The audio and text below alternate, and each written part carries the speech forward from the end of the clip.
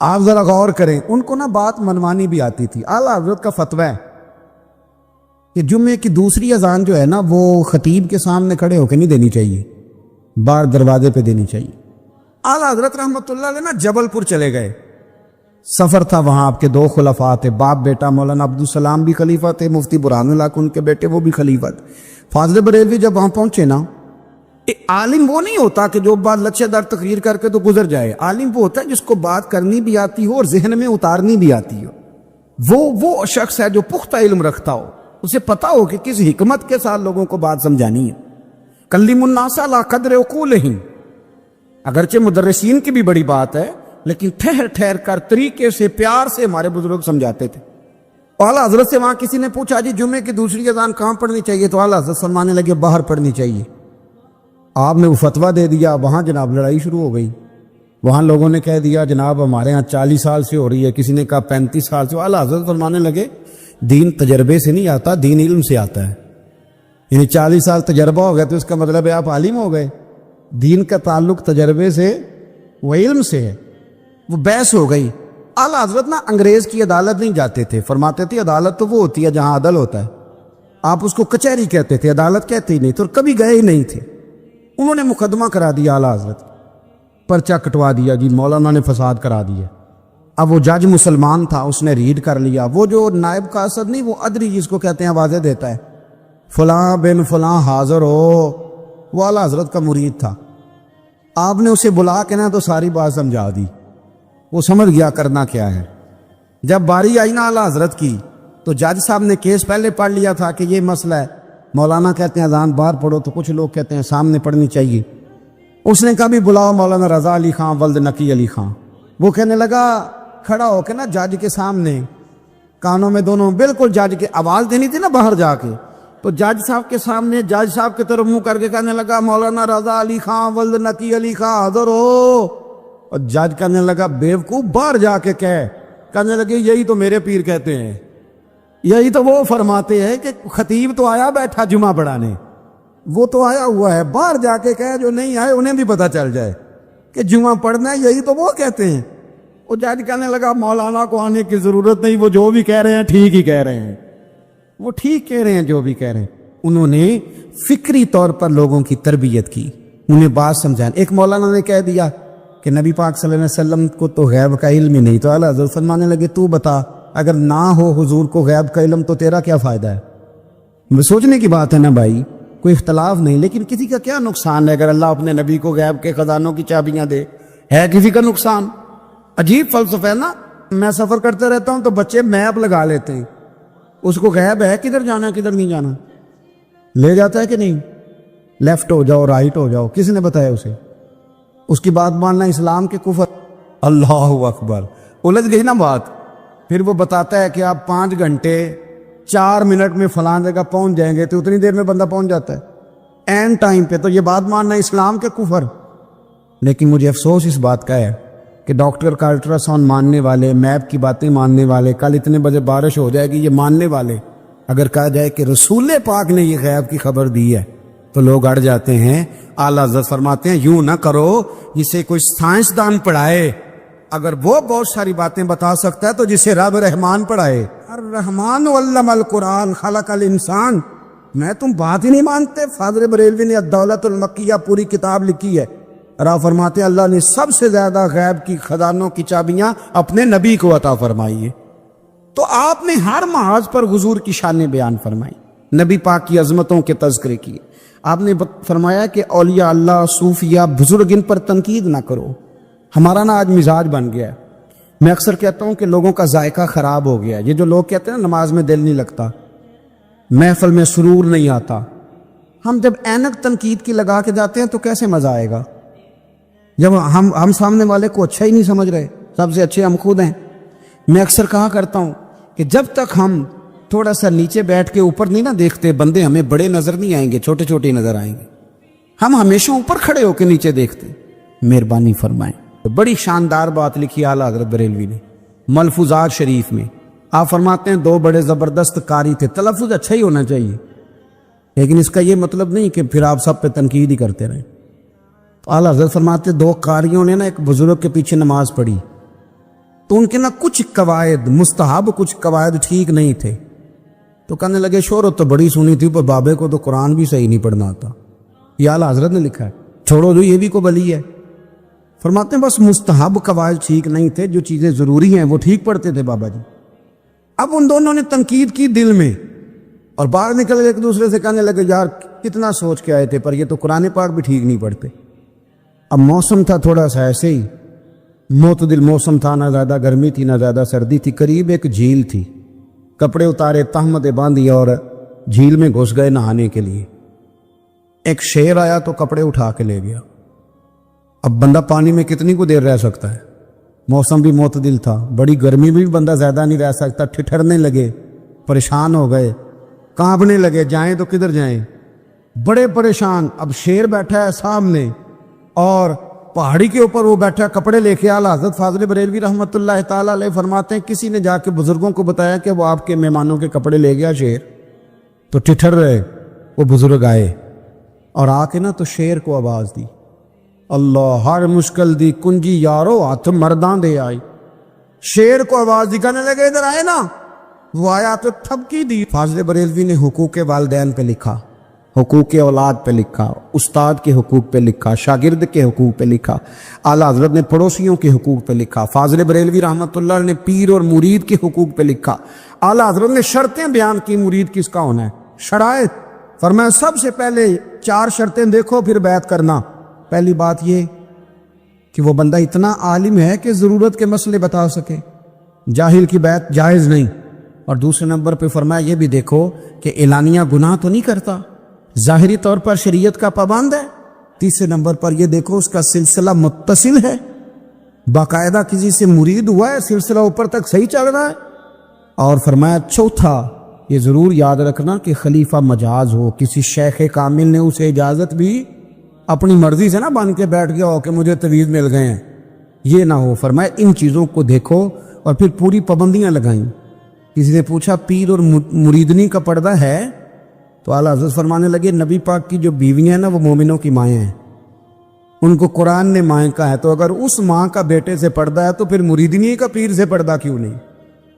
فرمایا واجب ہے مریدنی کے لیے پیر سے پردہ کرنا, واجب ہے. آپ کو ایک بزرگ تھے, انہوں نے اپنے ہاں جلسے پہ بلایا. جب آپ پہنچے تو وہ عورتوں کو ننگے منہ تعویذ دے رہے تھے. آپ نے دور سے دیکھا تو واپس آ گئے. وہ دوڑے پیچھے, کہنے لگے مولانا کچھ تو خیال کریں, لوگ کیا سوچیں گے, ایسے چلے گئے. تو آپ فرمانے لگے شاہ جی آپ نبی پاک کی شریعت کا خیال نہ کریں تو میں آپ کا خیال کروں, شریعت اسلامیہ کا خیال نہیں کر رہے, بے پردہ عورتوں میں بیٹھے ہو. وہ کہنے لگے میں توبہ کرتا ہوں, آج کے بعد نہیں کروں گا. فرمایا پھر ہاتھ بڑھائیے, پھر میں آپ کے ہاتھوں کے بوسے لیتا ہوں. اس لیے کہ اگر آپ مان گئے ہیں تو پھر ہمارا اختلاف نہیں. ساری زندگی دین کی پہرے داری کی. اعلیٰ حضرت رحمۃ اللہ علیہ نے آج سے 150 سال پہلے کہا تھا مسلمان اپنے بینک قائم کریں, اپنا سرمایہ. ایک جو باتیں آج کر رہے ہیں نا آپ کے لوگ دانشور, وہ 125 سال پہلے کہا تھا کہ اپنے بینک بناؤ, آپس میں مسلمان تجارت کریں. فرمایا اپنا پیسہ ایک دوسرے پر خرچ کرو, غریبوں کو وظائف دو, وہ سارے طریقے اپناؤ جو صحابہ نے اور محبوب کریم نے ہمیں عطا فرمائے. مسلمانوں کی فلاح پر انہوں نے بڑا کام کیا. وہ زمانہ اقبال پہلے کہا کرتے تھے سارے جہاں سے اچھا ہندوستان ہمارا. پھر اللہ نے توفیق دی تو کہنے لگے نہیں خاص ہے ترکیب میں قوم رسول ہاشمی. اعلیٰ حضرت اسی زمانے سے کہہ رہے تھے نہیں بھائی جو مصطفیٰ کے غلام ہیں ان کا منصب اور معیار الگ ہے. بڑی محبت سے زندگی گزاری, اللہ سے بڑا ڈرتے تھے. سید ایوب علی رضوی صاحب آپ کے خلیفہ ہیں. وہ کہتے ہیں ایک چھوٹا سا بچہ صبح صبح آ گیا, کہنے لگا حضور آپ کی کل دعوت کرنی, آ جائیں گے؟ آپ نے فرمایا آ جاؤں گا. کہنے لگا میں یتیم ہوں, باپ میرا فوت ہو گیا اور میرا بڑے دل کرتا ہے آپ سے محبت ہو گئی. فرمایا کب آؤں؟ اس نے کہا کل آ جانا. کیا کھلاؤ گے؟ تو چنے کی دال اس نے جھولی میں ڈالی. کہنے لگا حضور میں لے آیا اور رات کو بھگاؤں گا, کل آپ کو کھلاؤں گا. آپ بیمار رہتے تھے, دوپہر کو سوجی کے بسکٹ کھایا کرتے تھے. سید صاحب کہتے ہیں جب وہ جانے لگا تو اعلیٰ حضرت فرمانے لگے اگر اجازت دو تو ایک بندہ ساتھ لے آؤں. کہنے لگا لے آؤ. فرماتے ہیں اس کے گھر گئے تو اندر بیٹھنے کی جگہ بھی نہیں تھی. 1000 کتاب کے مصنف, لاکھوں کروڑوں مریدوں کے پیر, امت مسلمہ کتنے بڑے لیڈر.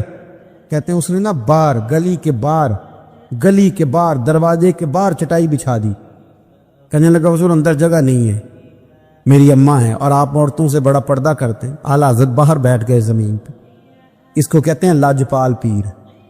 باہر بیٹھ گئے، وہ چنے کی دال لایا اور باجرے کی موٹی روٹیاں۔ آپ کو تکلیف رہتی تھی پیٹ میں، آپ وہ چیزیں استعمال نہیں کرتے تھے، پر 1.5 روٹی کھائی۔ کھانے کے بعد کہا جائیں، کہنے لگا نہیں میری اماں آگ جلا رہی ہے، چائے پی کے جانا۔ وہ چائے آئی، جو بندہ سڑک سے گزرتا حضور یہاں بیٹھنے، فرمایا جاؤ کام کرو، دعوت ہماری ہے تمہاری نہیں، جاؤ اپنا کام کرو۔ وہاں بیٹھ کے کھانا کھایا۔ جب واپس نکلے تو اس بچے نے اجازت دی جائیے۔ واپس آئے تو کچھ چہرے پہ کمزوری کے آثار تھے، کچھ تکلیف پیٹ میں شروع ہو گئی۔ سید صاحب کہنے لگے حضور آپ نے کیا کیا، بیمار ہو جائیں گے۔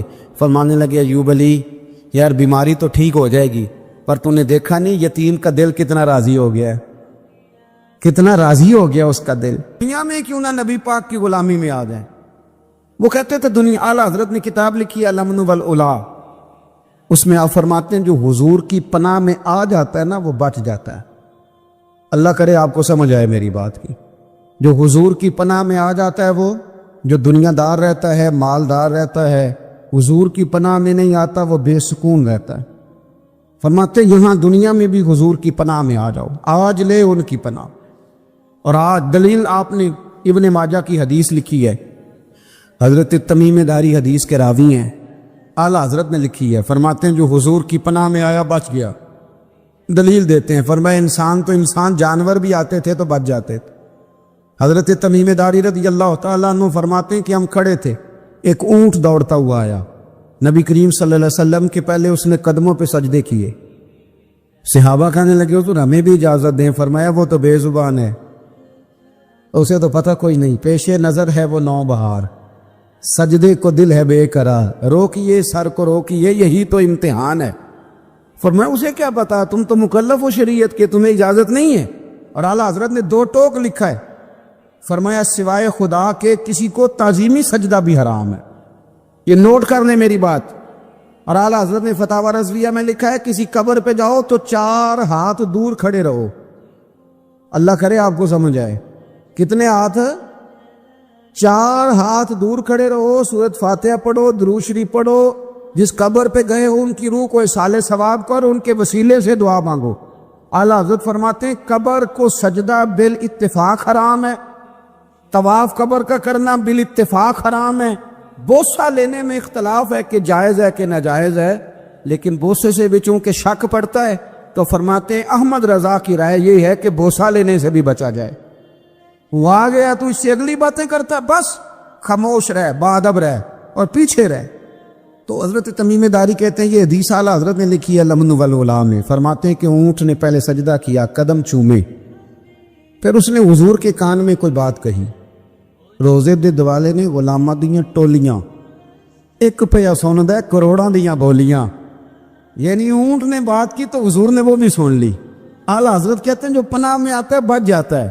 کہتے ہیں رسول کریم نے نا اونٹ کی پشت پہ ہاتھ پھیرا اور اللہ کے محبوب فرمانے لگے فکر نہ کر، اب تو آ گیا ہے نا، تو جیسے تو کہے گا ویسے ہی ہو جائے گا، جیسے تو کہے گا ویسے ہی۔ ابن ماجہ میں موجود ہے، پر میں چونکہ فاضل بریلوی رحمۃ اللہ علیہ کی کتاب سے پیش کر رہا ہوں الامن والعلا سے، تو میں اسی انداز میں پیش کر رہا ہوں جس انداز میں وہاں ہے۔ حضرت تمیم داری کہتے ہیں کہ ہماری سمجھ میں بات کوئی نہ آئی، تھوڑی دیر گزری تو کچھ لوگوں نے ہاتھوں میں رسیاں پکڑی ہیں، خنجر پکڑے ہیں، دوڑے آئے، یا رسول اللہ یہ ہمارا اونٹ ہے۔ حضرت تمیم داری کہتے ہیں میں نے دیکھا کہ جب وہ آ گئے نا خنجر لے کے تو اونٹ حضور کے پیچھے چھپ گیا۔ آج لے ان کی پناہ، آج مدد مانگ ان سے، وہ حضور کے پیچھے چھپ گیا۔ تو کہتے ہیں کہ نبی کریم صلی اللہ تعالیٰ علیہ وسلم نے فرمایا کیا مسئلہ ہے بھائی؟ یا رسول اللہ ہمارا اونٹ ہے، ذبح کرنے لگے تھے دوڑا ہے۔ تو حضور فرمانے لگے وہ تو تمہاری شکایت کر رہا ہے۔ وہ کہتا ہے یا رسول اللہ میں نے برسوں ان کی نوکری کی، برسوں میں نے بڑی نوکری کی۔ صحیح کہتا ہے یا رسول اللہ؟ ٹھیک کہتا ہے حضور، اب بوڑھا ہو گیا ہوں، تھوڑا زیادہ بوجھ نہیں اٹھا سکتا، تو مجھے ذبح کر کے کھانا چاہتے ہیں، میں مرنا نہیں چاہتا۔ نبی کریم فرمانے لگے اچھے لوگ یہ صلہ دیتے ہیں؟ اور نے عرض کی حضور آپ حکم کر دیں، ہم اس کو چھوڑ دیتے ہیں یا رسول اللہ، نہیں ذبح کریں گے، خدمت کریں گے۔ حضور فرمانے لگے نہیں، اب میرے پاس آیا ہے نا، اب میں نے واپس نہیں کرنا، آج ہو گیا ہے، آج لے ان کی پناہ، آج مدد مانگ ان سے۔ آج ہو گیا یا رسول اللہ پھر رکھ لیں. حضور نے فرمایا نہیں بھائی پیسے بتاؤ کتنے. یا رسول اللہ نہیں نہیں کچھ نہیں. نبی کریم علیہ السلام نے فرمایا نہیں بتاؤ کتنے, بتاؤ کتنے. انہوں نے کہا حضور ایک دفعہ ریٹ لگایا تھا تو 100 دینار لگا تھا. حضور نے فرمایا بلال دے دو 100 دینار. 100 دینار دے دیا. اعلیٰ حضرت فرماتے ہیں دیکھو ان کی پناہ میں آنے کی برکتیں کتنی ہیں. ان سے کہا تم جاؤ, وہ چلے گئے. حضور نے پشت پہ ہاتھ پھیرا, فرمایا جا تو آزاد ہے. حضرت تمیم داری کہتے ہیں وہ پہلے گیا پھر پلٹ کے آیا. اس نے نبی پاک کے کان میں کو بات کی, کئی باتیں کی, پر میں ایک بات کرتا ہوں, کئی باتیں کی, ایک بات کی تو حضور رو پڑے. اونٹ چلا گیا, ہم نے عرض کی حضور یہ کیا کہہ گیا ہے؟ تو محبوب فرمانے لگے یہ کہہ گیا یا رسول اللہ جس طرح آپ نے مجھے چھری سے بچایا ہے میں دعا کرتا ہوں اللہ آپ کی امت کو جہنم سے محفوظ فرمائے. اللہ جہنم سے بچائے آپ کی امت, جس طرح مجھے چھری سے آپ نے محفوظ کیا. اعلیٰ حضرت فرماتے ہیں کن چکروں میں پڑے ہوئے ہو, کن چکروں میں؟ پیسوں کی پناہ لیتے ہو, عہدوں کے پیچھے چھپتے ہو, دولت کے پیچھے چھپتے ہو, تعلقات کے پیچھے چھپتے ہو. پر میں مصیبت آئے گی تو یہ سارے ہٹ جائیں گے. اگر پناہ لینی ہے تو مدینے والے محبوب کی پناہ لو, دروازے رسول پہ آؤ, نبی کریم کی بارگاہ میں جھکو, حضور سے پیار کرو. اعلیٰ حضرت فرماتے ہیں محبوب کا ادب کرو, رسول اللہ کی غلامی کرو. فرماتے ہیں پھر کے گلی گلی تباہ, ٹھوکریں سب کی کھائے کیوں, دل کو جو عقل دے خدا تو تیری گلی سے جائے کیوں. اور فرمانے لگے جان ہے عشق مصطفیٰ روز فزوں کرے خدا, جس کو ہو درد کا مزہ وہ ناز دوا اٹھائے کیوں. جس کو ہو درد کا مزہ وہ ناز دوا اٹھائے کیوں. انہوں نے محبوب کریم کی محبت کا پیغام دیا, صحابہ کی محبت کا, بولیے صحابہ کی محبت کا پوری کتاب لکھی حضرت صدیق اکبر جناب عمر کے فضائل پر. اور مزے کی بات یہ ہے کہ اعلیٰ حضرت نے نا اردو شاعروں میں سے کسی کو توفیق نہیں ہوئی حضور کو شہنشاہ کہنے کی. اعلیٰ حضرت نے کہا میرے نبی شہنشاہ ہیں. دلیل کیا دی؟ فرمانے لگے پڑھو ترمذی. حضور نے فرمایا میرے 2 وزیر زمینوں میں ہیں 2 آسمانوں میں. زمین کے 2 وزیروں کے نام ابو بکر اور عمر ہیں, آسمان کے 2 وزیر ہیں جبریل اور میکائیل. اعلیٰ حضرت کہنے لگے حضور وزیر تو کسی شہنشاہ کے ہی ہوتے ہیں, پھر کہہ لو نا شہنشاہ.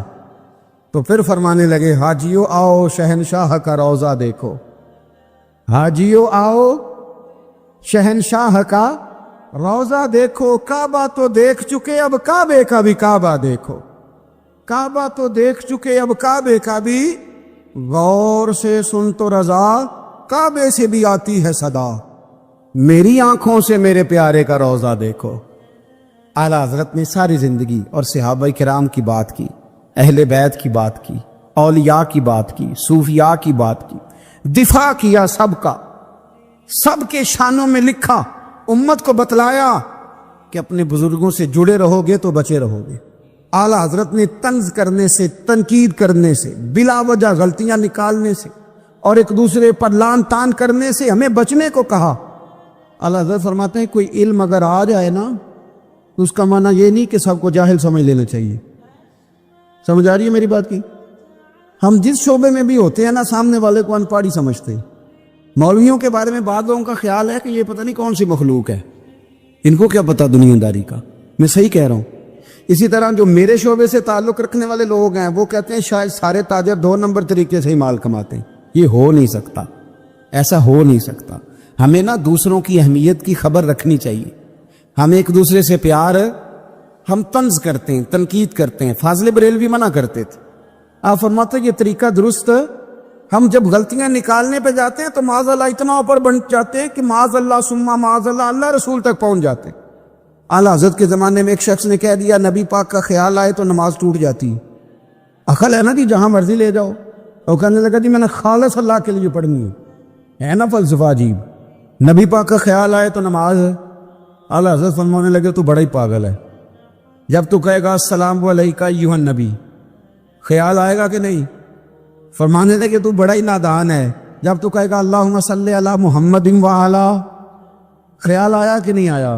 فرمانے لگے تو نبی پاک کی بات کرتا ہے, نماز میں تو ابا اماں کا بھی خیال آتا ہے. ربنا اغفر لی والوالدیّ. فرمانے لگے ربے کے خیال سے نہیں ٹوٹتی تو مدینے والے کے خیال سے کیسے ٹوٹ گئی؟ فرمانے لگے بڑا ہی بیوقوف ہے تو۔ اعلیٰ حضرت فرمانے لگے تو کہتے حضور کا خیال آئے تو ٹوٹ جاتی ہے؟ فرمانے لگے جب تک حضور کا خیال آئے نہ نماز ہوتی ہی نہیں، جب تک حضور کا خیال نہ آئے نماز ہوتی ہی نہیں، سوال ہی نہیں پیدا ہوتا۔ لوگوں نے کہا جناب وہ کس طرح؟ تو اعلیٰ حضرت فرمانے لگے اللہ نے کہا قرآن میں واقعی الصلاۃ نماز پڑھو، یہ نہیں بتایا کتنی پڑھنی ہے، اور یہ بھی نہیں بتایا فجر کی کتنی پڑھنی ہے، یہ بھی نہیں بتایا ظہر کی، یہ بھی نہیں بتایا قیام کیسے کرنا ہے، ہمیں یہ بھی نہیں بتایا رکوع کیسے کرنا ہے۔ ہمیں پتہ کیسے پتہ چلا؟ جب صحابہ نے کہا نا رب کہتا ہے نماز پڑھیں تو کیسے پڑھیں، تو حضور فرمانے لگے سلو کما رأیتمونی اصلی، نماز اس طرح پڑھو کرو جس طرح مجھے پڑھتے ہوئے دیکھتے ہو۔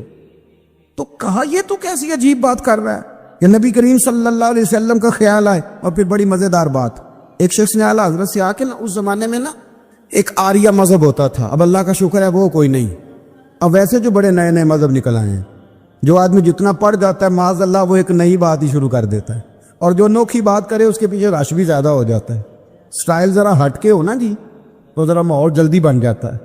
تو وہ آریہ مذہب تھا، تو وہ ایک آریہ آ گیا اعلیٰ حضرت کے پاس آ کے کہنے لگا کہ فرض کی اہمیت زیادہ ہے کہ سنت کی؟ تو اعلیٰ حضرت فرمانے لگے بھئی اہمیت تو فرض کی زیادہ ہے۔ تو کہنے لگے آپ کا وضو تو پھر سنت سے شروع ہوتا ہے، وضو میں پہلا فرض ہے منہ دھونا، اور آپ سب سے پہلے ہاتھ دھوتے ہیں، یہ بھی سنت، ناک میں پانی ڈالنا یہ بھی، کلی کرنا یہ بھی۔ میری بات کی سمجھ آ رہی ہے؟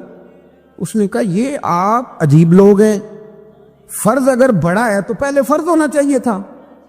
سمجھ آ رہی ہے میری بات کی؟ لوگ دین پر بڑے بڑے مختلف اعتراضات کرتے ہیں نا، اس نے کہا جی پہلے ہونا چاہیے تھا فرض، تو منہ دھونا فرض ہے، آپ نے گھٹنوں تک ہاتھ دھوئے، اب یہ جو آپ نے ہاتھ دھو یہ بھی سنت، کلی کری تو وہ بھی سنت، ناک میں پانی ڈالا تو وہ بھی سنت، تو آپ تو چوتھے نمبر پہ فرض ادا کر رہے۔ تو اعلیٰ حضرت فرمانے لگے تم اصل میں محبوب کا غلام نہیں نا، ہاں تجھے کیا بتاؤ یہ بات کیا ہے، تو بیٹھ جا ہم سے سن، ہم تجھے بتاتے ہیں۔ اس نے کہا جی کیا مطلب؟ فرمانے لگے یہ محبوب جو ہے نا ہمارے، یہ ہمیں بڑی جگہوں سے بچاتے ہیں، یہ بچا بچا کے فرائض تک لے جاتے ہیں۔ کیا مطلب؟ کہنے لگے حضور نے ہمیں کہا ہے کہ پہلے نا ہاتھ دھو لو، پتہ چل جائے پانی زیادہ گرم تو نہیں، منہ جالی نہ جائے، پہلے نا دیکھ لو۔ فرمایا پھر ناک میں ڈال کے پتہ کرا لو کہ اس میں سے بدبو تو نہیں آتی، سنت بھی ادا ہو گئی، پتہ بھی چل گیا بو تو نہیں آ رہی، اور فرمایا پھر منہ میں ڈال کے چکھ لو کہ بد ذائقہ تو نہیں۔ اب یہ 3 سنتیں ادا کر کے تم فرض ادا کرو گے تو اللہ بھی راضی ہوگا، اللہ کے رسول بھی راضی ہوں گے۔ نبی کریم علیہ السلام کے صحابی حضرت ابو ہریرہ رضی اللہ تعالیٰ عنہ فرماتے ہیں کہ حضور سید عالم علیہ الصلوۃ والسلام کے پاس میں بیٹھا تھا تو چند نوجوان حضور کے پاس بیٹھے تھے، جہاں ہم بیٹھے تھے وہاں جگہ کچھ تنگ تھی۔ ایک بزرگ آ گئے سفید داڑھی والے، انہوں نے سلام لی، نبی پاک علیہ السلام نے سلام کا جواب دیا تو حضور نے نوجوانوں پہ 2-3 دفعہ نظر ڈالی، وہ بیٹھے رہے، ان کو جگہ نہیں دی، تھوڑے سمٹے نہیں۔ تو کہتے ہیں رسول پاک علیہ الصلوۃ والسلام نے بات کی تو میں کانپنے لگا۔ اللہ کے حبیب نے فرمایا من لم یرحم صغیرنا ولم یعکر کبیرنا فلیس منا، فرمایا جس کو چھوٹے پہ شفقت نہیں کرنی آتی اور جس کو بڑے کی عزت نہیں کرنی آتی اس کا تو ہم سے تعلق ہی کوئی نہیں، فلیس منا، وہ ہم میں سے۔ فرمایا وہ آئے تم نے جگہ ہی نہیں دی، میں سفید داڑھی والے شخص کا اکرام نہیں کیا، اس کو تم نے جگہ ہی نہیں دی۔ اور ہم لوگ یہ سمجھتے ہیں، یہ نوجوان یہ سمجھتے ہیں کہ ہم نے کون سا بوڑھے ہونا ہے، ہم نے کون سا بوڑھے ہو، ہم نے تو سدا جوان ہی رہنا ہے۔ ایک کلرک نے نا ایک دفعہ کسی بہت بڑے رائٹر کو کہہ کے اپنے نام سمیت، اس نے کہا تھا میرا نام، ایڈریس، فون نمبر سمیت یہ بات اپنے کالم میں درج کر دو۔ اس نے کہا کہ میں کلرک تھا، تنخواہیں وغیرہ دیتا تھا کسی بینک میں یا کسی ایسے ادارے میں ملازم تھا جہاں میں وہ چیزیں دیا کرتا۔ تو کہتے ہیں کہ میں وہاں یہ کام کرتا تھا تو بوڑھے لوگ، آپ کو پتہ ضعیف لوگ آتے ہیں بیچارے پینشن لینے، کسی بچے کی منت کرتے ہیں، وہ لے کے جاتا ہے، بابا جی کو یہ بھی نہیں پتہ انگوٹھا کہاں لگانا، فارم کیسے فل کرنا ہے۔ تو یہ سرکاری عہدوں پہ بیٹھے لوگ معاذ اللہ تنگ ہوتے ہیں اور کئی دفعہ غلط جملے استعمال کرتے ہیں۔ تو کہا کرتا تھا کہ میں بڑا سخت رویہ رکھتا تھا، اب میری بھی پینشن ہو گئی ہے، اور اب جب میں خود لینے جاتا ہوں نا تو کہتے جتنے دھکے میں یہ تھے اس سے 11 گنا کھا چکا ہوں، پر معافی کوئی نہیں مل رہی۔ تو لوگوں کو یہ میرا نام لے کے ایڈریس سمیت بتا دیں کہ اگر اپنا بڑھاپا سیف کرنا چاہتے ہیں تو اپنی جوانی محتاط کریں، اگر اپنا بڑھاپا سیف کرنا چاہتے ہیں تو اپنی جوانی، اور بڑھاپے میں باتیں برداشت ہوتی، جوانی میں برداشت ہوتی ہیں، بڑھاپے میں تو لفظ صحیح بھی نہیں جاتے، آنسو خود بخود نکل جاتے ہیں جب بچہ بات کرتا ہے۔ سنو یہ نوجوان یہ حدیث یاد کر لیں، یہ طبرانی میں موجود ہے، میرے نبی کریم علیہ الصلوۃ والسلام نے فرمایا یہ حدیث یاد کر لینی ہے۔ پڑھیے درود صلی اللہ ہو، پھر کہیے صلی اللہ ہو، چلے تیسری دفعہ بھی پڑھ لے صلی اللہ ہو۔ رسول پاک علیہ الصلوۃ والسلام نے فرمایا جو شخص اپنی جوانی میں کسی بوڑھے کی عزت کرے گا، جب وہ بوڑھا ہوگا تو اللہ اسے کئی گنا بڑھ کے اس کی عزت کرائے گا، اس کی کی گئی عزت سے کئی گنا بڑھ کے رب پھر اس کی عزت کرائے گا۔ نوجوان اکرام کرنا سیکھیں، بزرگوں کا احترام کریں اپنے بڑوں کے ساتھ، اور بڑوں میں جتنے بھی صاحب فضیلت بڑے ہیں، آپ کا جو استاد ہے وہ آپ کے لیے بڑا قابل احترام ہے، بڑا قابل احترام ہے۔ میں ماسٹر کی ڈگری لینے کے بعد اب بھی کبھی گاؤں میں اپنی پرائمری کے ٹیچروں کو دیکھتا ہوں، اب بھی تو احساس پیدا ہوتا ہے کہ یہ اگر ہمیں وہ الف با تا سا نہ پڑھاتے، شروع کی کتابیں یہ المدہ عام نہ پڑھاتے تو پھر اس سے آگے بھی ہمیں پڑھنا نہ آتا۔ اور اگر آپ کو اللہ تعالیٰ سمجھ دے نا، توفیق دے، تو یہ سمجھے کہ جو چھوٹا استاد ہوتا ہے اس کی محنت زیادہ ہوتی ہے۔ ہاں یونیورسٹی والے جو ٹیچر ہیں وہ تو لیکچر دے کے چلے جاتے ہیں، تو وہ جس نے رٹا لگایا نا پہاڑے یاد کرانے کا، وہ جس نے آپ کو املا لکھنی سکھائی ہے نا، اس کی محنت، اگرچہ اس کی تعلیم میٹرک PTC ہے، اگرچہ آپ اس سے کئی گنا زیادہ تعلیم حاصل کر گئے، لیکن اصل مشقت اس قاری صاحب کی ہے جس قاری نے آپ کو قاعدہ پڑھایا ہے، جس نے تلفظ ٹھیک کرایا ہے۔ ابتدائی کتابوں کے اساتذہ کی مشقت زیادہ ہوتی ہے، بڑے لوگ تو لیکچر دے کے چلے جاتے ہیں۔ تو بھائی ادب کرنا سیکھیں۔ میرے رسول پاک صلی اللہ علیہ وسلم نے ارشاد فرمایا، حضور فرمانے لگے ایک تیرا باپ وہ ہے جس کی صلب سے تو پیدا ہوا، اور ایک تیرا باپ وہ ہے جس نے اپنی بیٹی دے کے تجھے بیٹا بنایا، اور فرمایا ایک تیرا باپ وہ ہے جس نے تجھے تعلیم دی۔ وہ تیرا باپ ہے، اس کا اکرام کر، اس کا ادب۔ اور حضرت مولا علی شیر خدا نے تو شیروں جیسی بات ہی کر دی۔ بڑے لوگ بڑی بڑی باتیں، اتنی بڑی بات اس موضوع پر میں نے تلاش کیا ہے، میں نے بڑے لوگوں کو پڑھا ہے اس عنوان پر، لیکن اتنی بڑی بات کہیں نہیں ملی۔ حضرت علی المرتضیٰ رضی اللہ تعالیٰ عنہ فرمانے لگے جس نے مجھے ایک حرف سکھایا ہے وہ میرا استاد ہے، اگر وہ چاہے تو مدینے کے چوک میں کھڑا کر کے مجھے بیچ دے، میں اس کے ہاتھوں بکنے کو بھی تیار ہوں۔ وہ جس نے مجھے ایک حرف، اساتذہ کا احترام نہیں، اساتذہ پریشان، استاد تو بیچارہ روز کٹہرے میں کھڑا ہے، روز کٹہرے میں، روز لوگ اس کو کہتے ہیں کہ جناب آپ نے یہ بات کیسے کر دی، آپ کی جرت کیسے ہوئی۔ اور جو لوگ، میں ایک کالج میں تھا چند دن پہلے، تو وہاں میرے جاتے ایک جھگڑا شروع تھا کہ جناب ہم کب سے آئے بیٹھے ہیں، تو ٹیچر کہتی ہے کہ یہ پیریڈ ختم ہوتا ہے تو پھر چھٹی لینی ہے، تو پہلے چھٹی دے چونکہ ماں بدولت آ چکے ہیں۔ اکرام نہیں، جو قومیں ادب نہیں کرتی وہ تعلیم کبھی بھی حاصل ہے، اور تعلیم حاصل کر بھی لیں تو تعلیم کا فیض نہیں پا سکتے۔ فیض ادب سے ملتا ہے۔ امام اعظم ابو حنیفہ، امام ابو یوسف سے کسی نے کہا کہ یہ امام اعظم کیوں ہیں؟ فرمانے لگے یہ بڑے امام اس لیے ہیں کہ بڑا ادب کرتے، بڑے اس لیے ہیں کہ بڑا ادب۔ امام صاحب کے ساتھ 4-5 شاگرد بیٹھے تھے، ایک باغ میں آپ تشریف فرما تھے۔ تو اب تو ہمارے ہاں بڑی آسانی ہے، کتابوں کو آپ کمپیوٹر سے سرچ کر سکتے ہیں، حوالے بڑی آسانی سے مل جاتے ہیں۔ اب بھی بڑا مشکل ہوتا ہے، کتاب سے ڈھونڈنا بڑا مشکل ہے۔ ہم اپنے طالب علموں کو کبھی کہتے ہیں نا صرف کتاب ہی ڈھونڈ کے دے دو، تو وہ کہتے ہیں جی اس کو آپ لگایا ہی حروف تہجی کے حساب سے کریں تاکہ ہمیں یہ مشقت نہ کرنی پڑے۔ آپ اس کو حروف تہجی کے مشورے دیتے ہیں۔ کوئی کہتا ہے جی آپ فن کے لحاظ سے کتابیں حدیث علیحدہ رکھا کریں، تفسیر علیحدہ رکھا کریں تاکہ ہمیں کوئی حرکت نہ کرنی پڑے۔ مشورے دیتے ہیں، چلو اچھے بچے بھی ہوتے ہیں، سارا کچھ ساتھ ساتھ ہی ہے۔ تخریج کا کام کرنا بڑا مشکل ہے آج بھی۔ جب آپ نے صحیح مطالعہ کرنا ہو تو پھر موبائل بند کر کے ہی ہوتا ہے۔ جب آپ نے کسی چیز پہ ریسرچ کرنی ہے، اس کو ہر لحاظ سے اور ہر زاویے سے آپ پڑھنا چاہتے ہیں، پھر یہ مشقت والا کام۔ اس زمانے میں زیادہ مشقت ہوتی تھی، گرمی بڑی سخت تھی، تو امام اعظم رحمۃ اللہ علیہ نے 2-3 شاگرد منگا لیے۔ اب بڑی ساری سہولیات ہیں، جب ہم کچھ صفحہ 2-3 صفحے محفوظ کرنا چاہتے ہیں تو اس کا طریقہ ہم یہ رکھتے ہیں کہ ہمارے پاس پنیں ہوتی ہیں، پن لگا لی، اتنے صفحے سائڈ پہ کر لیے، پھر کئی بہت ساری آسانیاں ہیں۔ اس زمانے کے اندر بڑا مشکل ہوتا تھا، کچھ کاغذ بھی بڑا مہنگا تھا، چیزوں کو سمیٹنا، اور اگر کچھ چیز بکھر جاتی تھی دوبارہ حاصل کرنا ایک مشقت والا کام۔ تو امام صاحب رحمۃ اللہ علیہ باغ میں بیٹھے تھے، کچھ حدیثوں پر کام ہو رہا تھا، ان کی جو روایات تھیں اس کے راوی جو تھے وہ مرتب کیے جا رہے تھے، چیزوں پر فقہ کے اصول بنائے جا رہے تھے، شاید 2 4 5 شاگرد بھی بیٹھے تھے، باغ کے ساتھ کچھ بچے کھیل رہے تھے، گیند گری ایک بچے کی۔ تو آپ کو پتہ ہے کہ ایک بچے کی ویسے ڈیوٹی لگائی جاتی ہے گیند ہی پکڑنے کی، کھڑا کرتے ہیں نا جی پیچھے اس کو کہ تو نے صرف گیند ہی پکڑنی ہے۔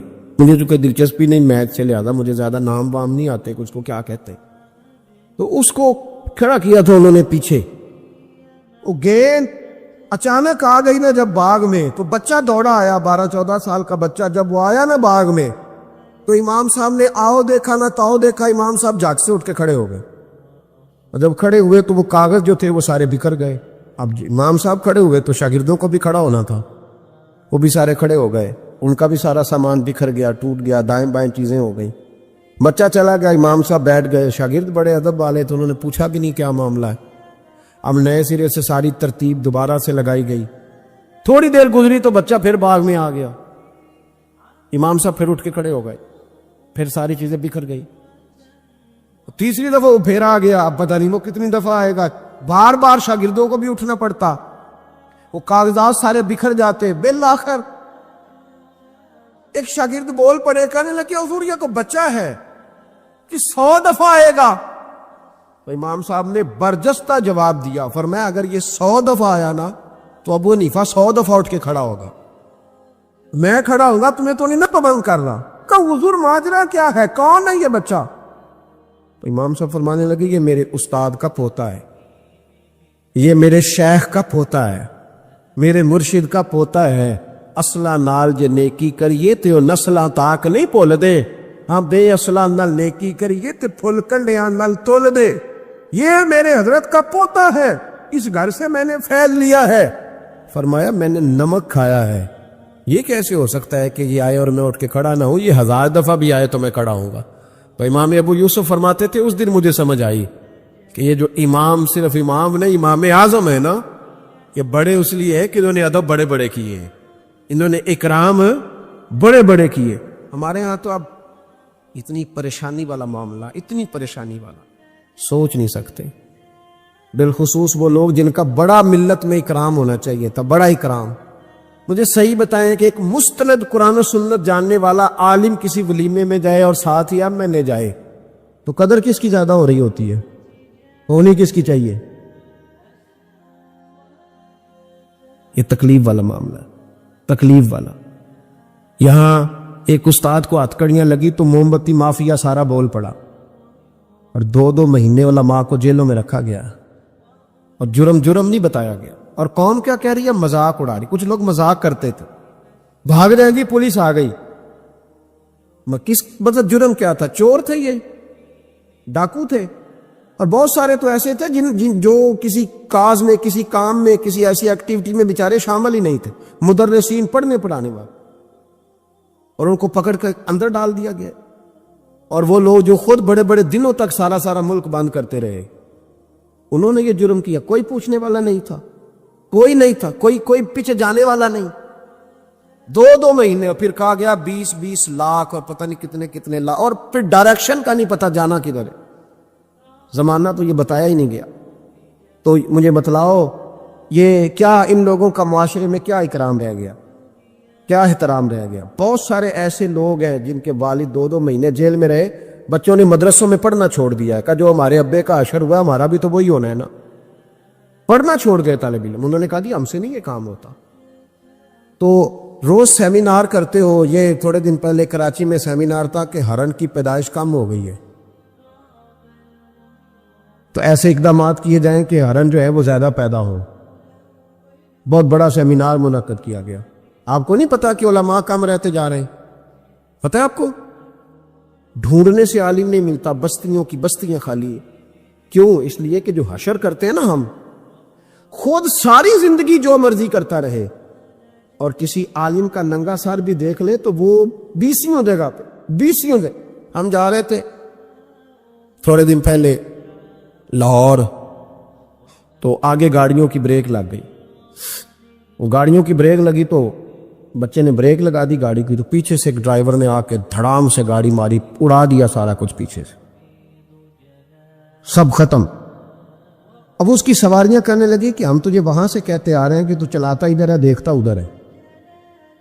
بچے جلال کرنے لگے تو میں نے ان کا بازو تھام لیا. میں نے کہا پتر، ہم جو کام کرتے ہیں نا یہ بڑا مظلومیت والا کام ہے. تم نے 2 منٹ بھی کسی سے بات کر لی نا، حالانکہ غلطی ساری اس کی ہے، اور ہم نے اسے کچھ بھی نہیں کہا. اس کی سواریاں ساری اس کے گلے پڑ رہی تھی کہ جو تو دیکھتا ادھر ہے چلاتا ادھر ہے، ساتھ میسج لکھ رہا ہے، تو ساتھ موبائل سن رہا ہے، تو کتنا پاگل ہے، کتنے لوگوں کی جان خطرے میں ڈال. تو میں نے کہا بیٹے تم ایک بات بھی کرو گے تو اس کی ویڈیو بن جائے گی. پھر یہ دیکھیں یہ پیر صاحب تبلیغ کرتے ہیں، ان کا حال دیکھیں، یہ فٹافٹ معاملہ، اور یہ اتنا سخت معاملہ، اتنی اذیت ناک یہ مسئلہ ہوتا جا رہا ہے، اتنا کربناک ہے یہ معاملہ. کسی نے کسی سے ہاتھ نہیں ملایا تو شور ہو گیا. یہ بازو دکھنے لگتا ہے. آپ یقین کریں بیٹھے رہتے ہیں نا، جب کسی مجلس میں جاتے ہیں تو ہزاروں لوگوں سے ملنا پڑتا ہے، اور سنگی اپنے حساب سے ملاقات کرتے ہیں. کچھ بڑے عقیدت مند ہوتے ہیں، اور جب تک پورا بازو اپنے قریب نہ کر لے تب تک سلاد میں بھی مزہ نہیں آتا. تو اب آپ کہہ نہیں کچھ سکتے، آپ چونکہ آپ دین کی بات کرتے ہیں، آپ خبردار، آپ بالکل ہلیں گے نہیں، آپ کو ہر جگہ پورا اترنا ہے. تو یہ اتنا گھٹن والا ماحول، کیونکہ آداب نہیں رہے، کیونکہ ہم تکلیف دیتے ہیں، ہم آزمائش میں ڈال، ایسے ایسے جملے لوگ کستے اور کہتے ہیں کہ جن کا کوئی مطلب جواب ممکن ہی نہیں، آپ دے نہیں سکتے. آپ کس طرح کر کے اس کا جواب دے گی؟ کسی نے فون کیا اور کوئی سخت بات کہہ دی تو آپ نہیں جواب دے سکتے، پتہ نہیں وہاں ریکارڈنگ نہ چل رہی ہو اور وہ اپنی بات پتہ نہیں ریکارڈ کرے نہیں کرے گا. یہ تکلیف ہے. کبھی بھی اپنے بزرگوں کو تکلیف، کبھی بھی تکلیف نہ لے، کبھی بھی اذیت میں مبتلا نہ کرے، آزمائش میں نہ ڈالے کبھی بھی.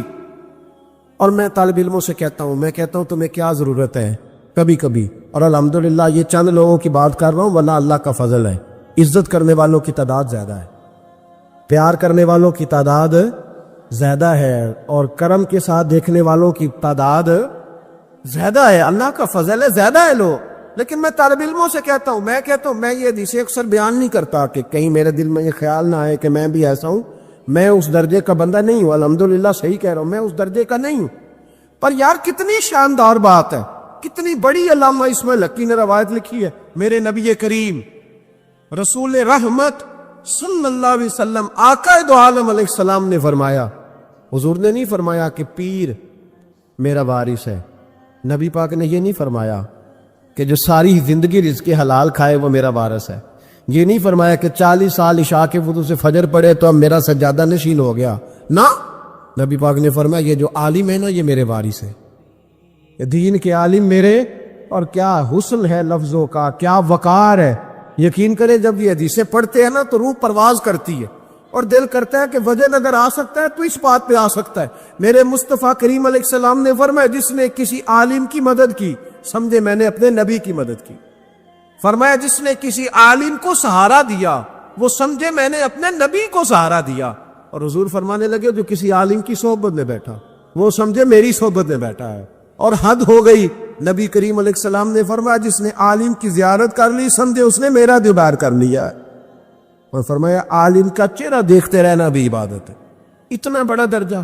اور جہاں جناب موم بتی مافیا ٹی وی پہ بیٹھے ہوئے لبرل لوگ، لبرل بے دین، یہاں تو کسی کی عزت محفوظ نہیں. تھوڑے دن پہلے ایک بڑے مشہور اینکر کی مجھے ویڈیو دکھائی بچوں نے، علامہ اقبال کو برا بھلا کہہ رہے تھے. اور بڑے غلیظ. سنے آپ نے بھی، نام لینے کی ضرورت تو نہیں، پتہ نا جی میں بات نہیں کرتا جی، کسی ہم ذکر نہیں کرتے.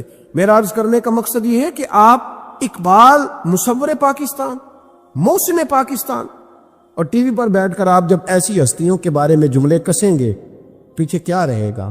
تکلیف نہ دے. کم از کم جو چلے گئے ان کے بارے میں تو نبی پاک نے فرمایا اذکروا محاسن موتاکم، جو مر جائے تو اس میں تو کمزوری ہو بھی تو اس کا ذکر نہ کرو، اس کی صرف اچھی اچھی باتوں کا ذکر کرو. یہ ظلم ہے، یہ زیادتی ہے. خیال فرمائے اپنے گزر. دیکھیں نا داتا علی اجمیری رحمت اللہ، پتہ کتنا بڑا شخص ہے.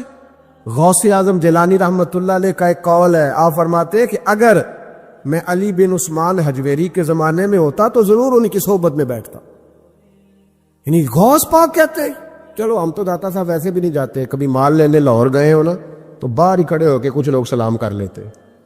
کچھ لوگ کہتے ہیں جی میں نے پورے سال میں ایک پورا بندہ وہاں سجدہ کرتے دیکھا ہے, ایک پورا. تو میں کہتا ہوں جو ہر نماز کے وقت وہاں ہزاروں نماز پڑھتے ہیں وہ نہیں نظر آئے؟ جو ہزاروں لوگ وہاں جمعہ پڑھتے ہیں وہ نہیں دکھے تمہیں؟ جو سارا دن قرآن پاک کی تلاوت ہوتی ہے وہ نہیں نظر آئی؟ عجیب معاملہ. ایک صاحب مجھ سے کہنے لگے کہ داتا تو اللہ ہے. میں نے کہا اللہ کے 99 ناموں میں داتا نکال کے دکھاؤ, ہے کہیں؟ بولے لفظ ہی فارسی کا ہے. کیا عجیب مطلب ایسی منطق ہے لوگوں کی جو سمجھ سے بالا تر ہے. بھائی لفظ داتا اللہ کے 99 ناموں میں موجود نہیں ہے. داتا کا معنی آپ کیوں وہ کرتے ہو؟ پھر تو آپ کہیں گے کہ اماں سے بھی روٹی مانگنا جائز نہیں, کیونکہ داتا کا معنی دینے والا ہے. تو اماں روٹی پکا کے دیتی ہے کہ نہیں؟ ابا پیسے دیتا ہے کہ نہیں؟ عجیب فلسفہ ہے لوگوں کا, ہر بات کا الٹ مطلب. بزرگوں تک کو لوگ تکلیف دیتے ہیں, اذیت دیتے, آزمائش میں مبتلا کرتے ہیں. اور ایسی ایسی اعلیٰ حضرت فاضل بریلوی رحمۃ اللہ علیہ کے چھوٹے صاحبزادے تھے حضور مفتی اعظم ہند مولانا مصطفیٰ رضا خان صاحب رحمت. 1.25 کروڑ آدمی مرید تھا, اور حضرت کے لاکھوں میں محدثین شاگرد تھے. لیکن تنقید کرنے والوں کو موقع مل جاتا ہے نا. حضرت بڑی دور گئے تھے ایک جگہ پہ, بڑی دور. تو ایک سیٹھ صاحب کہنے لگے کہ میرا بڑا دل کرتا ہے کہ وہ میرے گھر میں قیام کرے, بڑی میری خواہش ہے. کہ چلو ٹھیک ہے آپ کے گھر قیام کرتے ہیں. حضور مفتی اعظم نا رات کو ان کے گھر میں قیام کیا. اب مسافر کے لیے تو اللہ تعالیٰ نے نماز عادی کر دی ہے. 4 فرضوں والی نماز ہے تو رب کریم نے 2 فرض کر دی. سنتوں اور نفلوں میں اجازت دے دی, پڑھے کوئی تب بھی ٹھیک ہے, نہ پڑھے تب بھی ٹھیک ہے. تو اب فرض جہاں کم کر دیے گئے تو حضور مفتی اعظم اس گھر میں مہمان تھے, سارا دن کی تھکاوٹ تھی. تو جہاں اللہ تعالیٰ نے فرض کم کر دیے وہاں کسی پہ پابندی لگائیں کہ اٹھ کے تہجد بھی پڑھے. آپ نے عشاء کی نماز پڑھی, آرام فرمایا, فجر کے وقت اٹھے. اس شخص نے بڑی مشکل سے فجر کے بعد ناشتہ دیا اور سویرے شور کرنے لگا اتنے بڑے پیر ہیں, تہجد تو پڑھی کوئی نہیں. لوگوں نے اس کو کہا یار تو اس بات کی پابندی لگا رہا ہے جس کی اللہ رسول نہیں لگاتے. تو سفر کے اندر تو فرض نماز کو اللہ تعالیٰ نے اجازت دے دی ہے, تو نفلوں کی کہنے لگا جی نہیں مجھے نہیں سمجھ آئی بات کی. انہوں نے کہا کہ تمہیں پتہ ہے حدیث کیا ہے کہ جس نے اللہ فرماتا ہے جس نے میرے ولی سے دشمنی کی میرا اس کے خلاف اعلان جنگ ہے. یہ بخاری مسلم کی مستند ترین حدیث ہے. صرف جنگ نہیں, اعلان جنگ ہے. اعلان 2 ہی تو جرم ہے جن پہ اللہ زیادہ ناراض ہے. ایک کا سود نہ چھوڑا تم نے تو میں جنگ کروں گا, اور ایک کا میرے ولی سے دشمنی کی تو میں تمہارے خلاف اعلانے. اس حدیث کی ایک عرب بھی کمزور نہیں, سند بھی کمزور نہیں, متن اتنی تگڑی حدیث. حضرت معاذ ابن جبل رضی اللہ تعالیٰ عنہ نبی پاک صلی اللہ علیہ وسلم کے روزے پر بیٹھ کے رو رہے تھے. یہ ابو داؤد شریف کی حدیث. حضرت عمر آگے کا روتے کیوں؟ فرمانے لگے مجھے 2 حدیثوں نے پریشان کر دیا ہے. ایک تو نبی پاک نے فرمایا چھوٹی سی ریاکاری بھی شرک ہے, اگرچہ شرک اصغر ہے پر انسان سے غلطی ہو ہی جاتی ہے. اور دوسرا حضور نے کہا ہے کہ جس نے ولی سے دشمنی کی میرا اعلان جنگ ہے. تو عمر مجھے کیسے پتا چلے گا کہ کون ولی ہے؟ حضرت عمر نے کہا بہتر یہ ہے کہ تو سب کی عزت کیا کر, سب کا اکرام کر. لیکن یہاں تو لوگ معاف ہی نہیں کر رہے. غوث پاک پر بھی فتویٰ ہے, داتا علی اجویری پر بھی فتویٰ ہے, خواجہ معین الدین, پتہ نہیں یہ کون سا دین ہے, کون سا مذہب ہے جس میں پچھلا کوئی بھی ٹھیک نہیں تھا, جو آج پیدا ہوا صرف وہ ٹھیک ہے, جو جتنا زیادہ بدتمیز ہوتا ہے اتنا زیادہ عروج پاتا ہے. تو میں کہتا ہوں امام بخاری کو بھی نہیں مانتا. کیوں مانا تو نے امام بخاری کو؟ امام بخاری کو مانو گے تو بخاری مانو گے, امام مسلم کو مانو گے تو مسلم شریف کو. کیا فلسفہ ہے؟ بغیر کسی امام کے تو حدیث تک پہنچ ہی نہیں سکتا. جانا ڈائریکٹ جا کے لے نبی پاک سے حدیث, امام بخاری کے بخیر لے, تیرا پتہ چلے. جب امت میں جتنے لوگ گزر گئے سینکڑوں سالوں میں وہ سارے غلط تھے, جو آج پیدا ہوا وہ ٹھیک ہے. کوئی ٹی وی پہ بیٹھ گیا, کوئی یوٹیوب پہ بیٹھ گیا, سارے غلط تھے جی میں نیا آیا ہوں میں ٹھیک ہوں. یہ کیسے ہو سکتا ہے؟ بدتمیزوں کو عروج ملے گا. تو نبی کریم علیہ السلام نے فرمایا اللہ کا اعلان جنگ ہے, یہ بخاری مسلم ہے, یاد رکھنا. کبھی ذہن میں بھی کسی اللہ کے نیک بندے کے بارے میں برا خیال نہ پیدا کرنا. اعلان جنگ ہے رب کریم کا.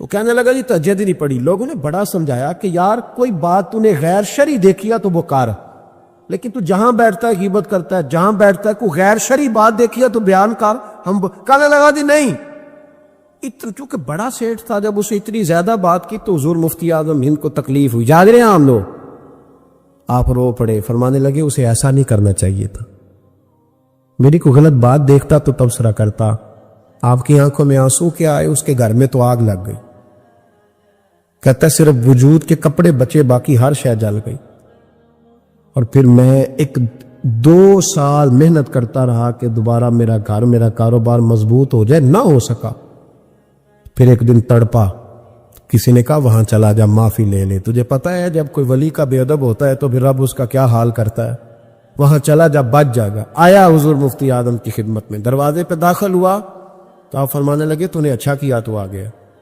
اور اب تجھے معافی مانگنے کی ضرورت نہیں، جا میں بغیر معافی مانگے ہی تجھے معاف کرتا ہوں۔ وہ کہتا ہے اگلے دن سے ہی میں نے اپنا رویہ، حضرت جنید بغدادی، یہ داتا صاحب نے لکھا ہے، حضرت جنید بغدادی نے نا ایک نوجوان کی تربیت کی، اسے ادھر دیکھیں میری طرف، جنید بغدادی نے اسے تعلیم دی، وہ اکثر آتا، آپ پڑھاتے، پیار کرتے، محبت کرتے، تھوڑی سی نا چند باتوں کی اسے خبر ہو گئی، علم ہو گیا، پھر آہستہ آہستہ اسے نورانی خواب بھی آنے لگ گئے، پھر آہستہ آہستہ اسے سمجھ لگنے لگ گئے کہ اب میں نہ کچھ ہوں، پرواہ کو نہیں ہوتی رب کریم کے بندے کو، موج کرے کوئی، ایک چاہت کرنے والا جاتا ہے تو کئی درجل اللہ عطا کرتا ہے، لیکن نہ صرف اتنی تکلیف ہوتی ہے کہ میری ہاتھوں کے تراشے ہوئے مٹی کے صنم آج بت خانے میں بھگوان بنے بیٹھے ہیں، یہ ذرا تکلیف ہوتی ہے کہ اس کو وہ پتھر جن کو سکھائی تھی قوت گویائی ہم نے، وہ جب بولنے لگے تو ہم پر ہی برس پڑے، یہ ذرا اچھا نہیں لگتا، یہ تکلیف ہوتی ہے کہ یہ کیا انداز ہوا، ہم ہی سے کھا کے ہماری بلی ہمیں ہی میں ہوں، یہ ذرا بات تھوڑی سی باتی، یہ ذرا اچھا نہیں لگتا، یعنی میرے ہاتھوں کے تراشے ہوئے مٹی کے صنم دیکھو آج بت خانے میں بھگوان بنے بیٹھے، تو وہ کہنے لگا کہ میں تو اب اوپر چلا گیا ہوں حضرت جنید بغدادی سے، کبھی کسی کو کوئی بات سناتا، کبھی کوئی سناتا، کہتا وہ تو ابھی وہی ہیں، تبلیغ کر رہے ہیں، یہ کر رہے ہیں، تو میں تو رات خواب میں فلانی جگہ بھی ہوا ہوں، تو بہت اونچا درجہ ہے میرا۔ وہ آہستہ آہستہ جب پر تھوڑے نکلے نا، انہوں نے کہا تو حضرت ہنس دیتے، مسکرا دیتے، کہتے چلو موج کریں، لیکن دل میں تکلیف ضرور تھی، ہوتی ہے تکلیف، کیا کرے، اللہ نے دل جو بنایا ہے، اس میں بعض لوگوں کے بعض جملوں کی بڑی تکلیف ہے، کئی دفعہ تکیے پہ کچھ آنسو گر جاتے ہیں، رضائی پہ منہ دے کے نا کئی دفعہ بندہ روتا ہے کہ یار سارے کر لیتے، تجھے نہیں کرنی چاہیے، لیکن چلو خیر۔ ایک دن نا وہ زیادہ ہی بدتمیز ہو گیا، اس نے کہا میں نے مرشد کا امتحان لینا ہے، پتہ کرنا ہے آج کتنے پانی میں، اور شیخ سعدی فرماتے ہیں جب اللہ کسی کو رسوا کرنا چاہتا ہے نا تو اسے اپنے نیک بندوں کی پردہ داری پہ لگا دیتا، اور جب ان کے پردے کھولنا چاہتا ہے پھر رب اسے رسوا کرتا ہے، پھر چوکوں چراہوں میں رسوا ہوتا ہے۔ آ گیا حضرت جنید بغدادی کے پاس دل میں سوال لے کے، آج میں نے امتحان لینا ہے، تو کہنے لگا حضور میں کچھ پوچھنے آیا ہوں، تو آپ فرمانے لگے جو تو جلال آ گیا نا، پہلے تو دور دور باتیں کرتا تھا، آج اس نے سامنے کر دی تو کام خراب ہو، جلال آیا حضرت کو، تو مجھ سے بات کرے گا، میری روٹی کھا کے، میرا نمک کھا کے، میرے ٹکڑوں پہ پال کے، مجھ سے تربیت لے کے میرے سامنے بات کرے گا؟ فرمایا تو چھوڑ، تیرے دل میں سوال کیا، میں بتاؤں تو کیا پوچھنے آیا ہے؟ تو فلانا فلانا سوال لے کے آیا تھا؟ لگا حضور ہاں۔ فرمایا بتا، جواب لفظوں میں لینا ہے کہ معنوں میں لینا ہے؟ کیونکہ حضرت جلال میں تھے تو کچھ نہ بول سکا، فرمانے لگے چل میں تجھے دونوں میں ہی دیتا ہوں، چل میں تجھے دونوں میں ہی دیتا ہوں، لفظوں میں بھی دیتا ہوں، معنوں میں بھی دیتا ہوں، معنی بھی دونوں میں لے دوں جواب۔ حضرت جنید داتا صاحب نے لکھا، حضرت جنید بغدادی فرمانے لگے لفظوں میں جواب یہ ہے کہ تجھے شرم نہیں آئی، کاش تو میرا امتحان لینے سے پہلے اپنا امتحان لے لیتا، تو دیکھتا کہ تیری 40 سال کی زندگی کہاں گزری ہے، تو دیکھتا کہ تو کہاں کہاں کیا کیا کرتا رہا، میرا یہ تو جواب ہے تیرا لفظوں میں، اور معنوں میں جواب یہ ہے کہ جا میں نے تجھ سے تیری ولایت چھین لی، جا میں نے تیرا نور چھین لیا، تو رب کے بندوں کو ستانے آیا ہے، جا اب میں نے تجھ سے سارا کچھ واپس لے لیا۔ یہ لفظ جب حضرت کی زبان سے نکلے تو اس کا منہ کالا سیاہ ہو گیا، منہ سے پانی کی رطوبتیں نکلنے لگی، وجود کانپنے لگا، پیروں میں گرا. آپ فرمانے لگے اٹھ کے چلا جا، اب معافی اسی وقت ملے گی جب رب تجھے معاف کرے. تو بھاگ جا. چھوٹی بات ہے اللہ کے ولی کے بارے میں ہی گفتگو کرنا، اور لمبی لمبی زبان کھول کے کرنا، اور صبح اور شاموں میں کرنا، اتنے اتنے سخت جملے کہہ دینا. او بھائی، ایم ایل اے کے دوست کے بارے میں تو بات نہیں کر سکتا، تو منسٹر کے یار کے بارے میں بات نہیں کر سکتا، تیری جرت نہیں ہوتی. تو آر پی او اور اسسٹنٹ کمشنر کے یار کے بارے میں بات نہیں کر سکتا، تو بتا تو نے اللہ کے دوست کے بارے میں بات کیسے کر لی؟ رب کے دوست کے بارے میں. وقت میرا ختم ہو گیا، پر ایک بات سنانی بڑی ضروری ہے. حضرت مرزا مظہر جانے جانا رحمت اللہ علیہ فرماتے ہیں دلی میں ایک درویش، تازی تازی بارش ہوئی تھی تو لکڑی کے جوتے پہنے کھڑاؤں میں اللہ اللہ کرتا گزر رہا. ایک طوائف اور اس کا تماش بین یار سیڑھیوں سے نیچے اتر کے نا، چھت سے نیچے اتر کے سیڑھیوں میں بیٹھے، تو بابا لکڑی کے جوتے پہنے چیکڑ تھا، موج میں جا رہا.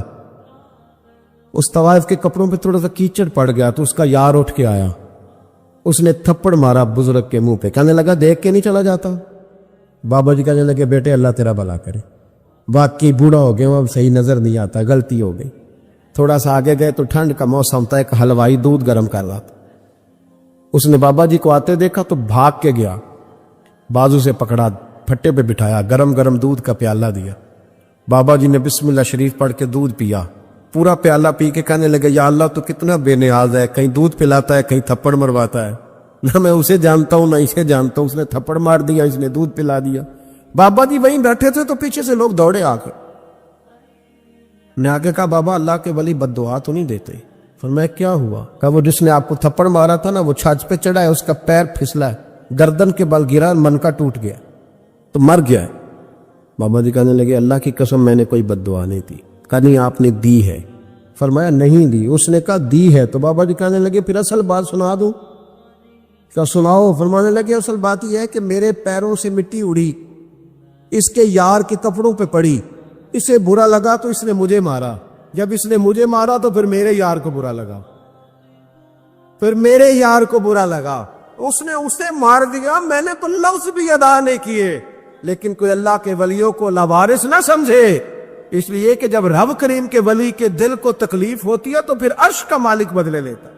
پھر اللہ کہتا ہے میرا اعلان جنگ ہے، پھر تو تیاری کر، پھر میں تجھے بتاؤں گا کہ ساری دولتیں سارا کچھ تیرے گھر میں، پر رات کی نیند نہیں تیرے پاس. پھر ہر سہولت ہوگی پر روح کا سکون. تھوڑا سوچ کے بولیں، تھوڑا احتیاط سے بولیں، تھوڑا تول کے بولیں، کہیں ایسا نہ ہو کہ ایک فکرہ کسی اللہ کے بندے کی بے ادبی کا سبب بنے. آج بھی لوگ، میں کہتا رہتا ہوں اور یہ میرا بڑا درد ہے، میں کہتا رہتا ہوں یہ تیز لوگوں کا زمانہ. لوگ وہاں بھی چالاکی دکھانے کی کوشش کرتے ہیں جہاں بالکل بنتی نہیں، اور جہاں وہ گر جائیں گے چالاکی دکھائیں گے تو وہ سادگی، وہ خوبصورتی، وہ عاجزی، وہ شرافت، پتہ نہیں کیوں ہم یہ چاہتے ہیں کہ ہم اپنی مرضی سے زمانے کو جیت لیں. ایسا نہیں ہوتا.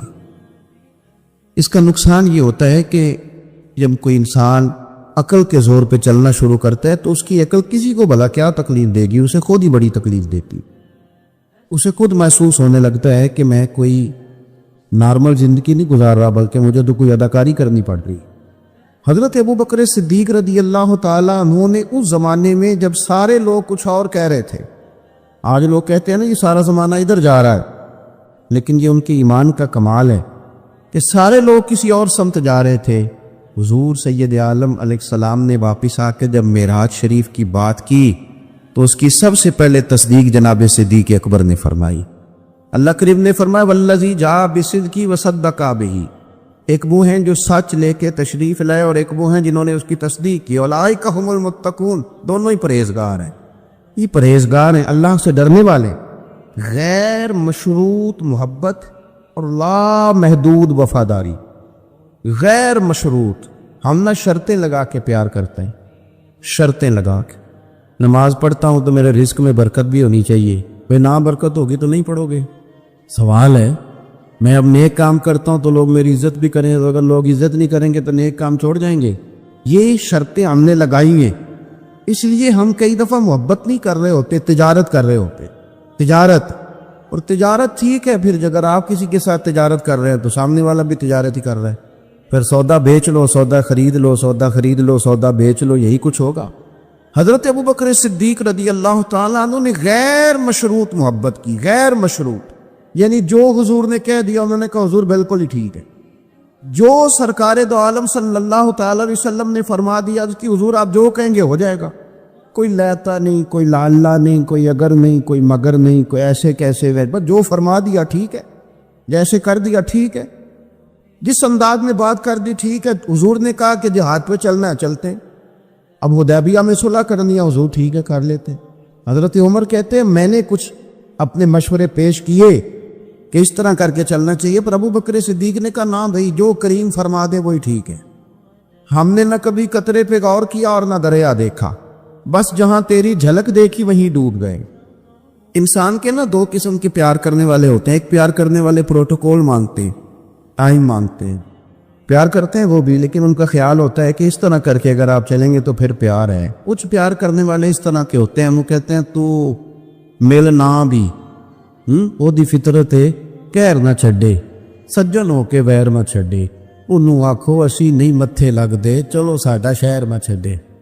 کچھ لوگ ایسے ہوتے ہیں کہتے ہیں مل نہ بھی یار، کوئی عرض نہیں، لیکن اس طرح کر کہ پیار تیرے ساتھ قائم رہے گا، تو سلام لے پھر بھی تیری مرضی، روک پھیر کے گزر جا پھر بھی تیری، غیر مشروط محبت، شرط والی نہیں۔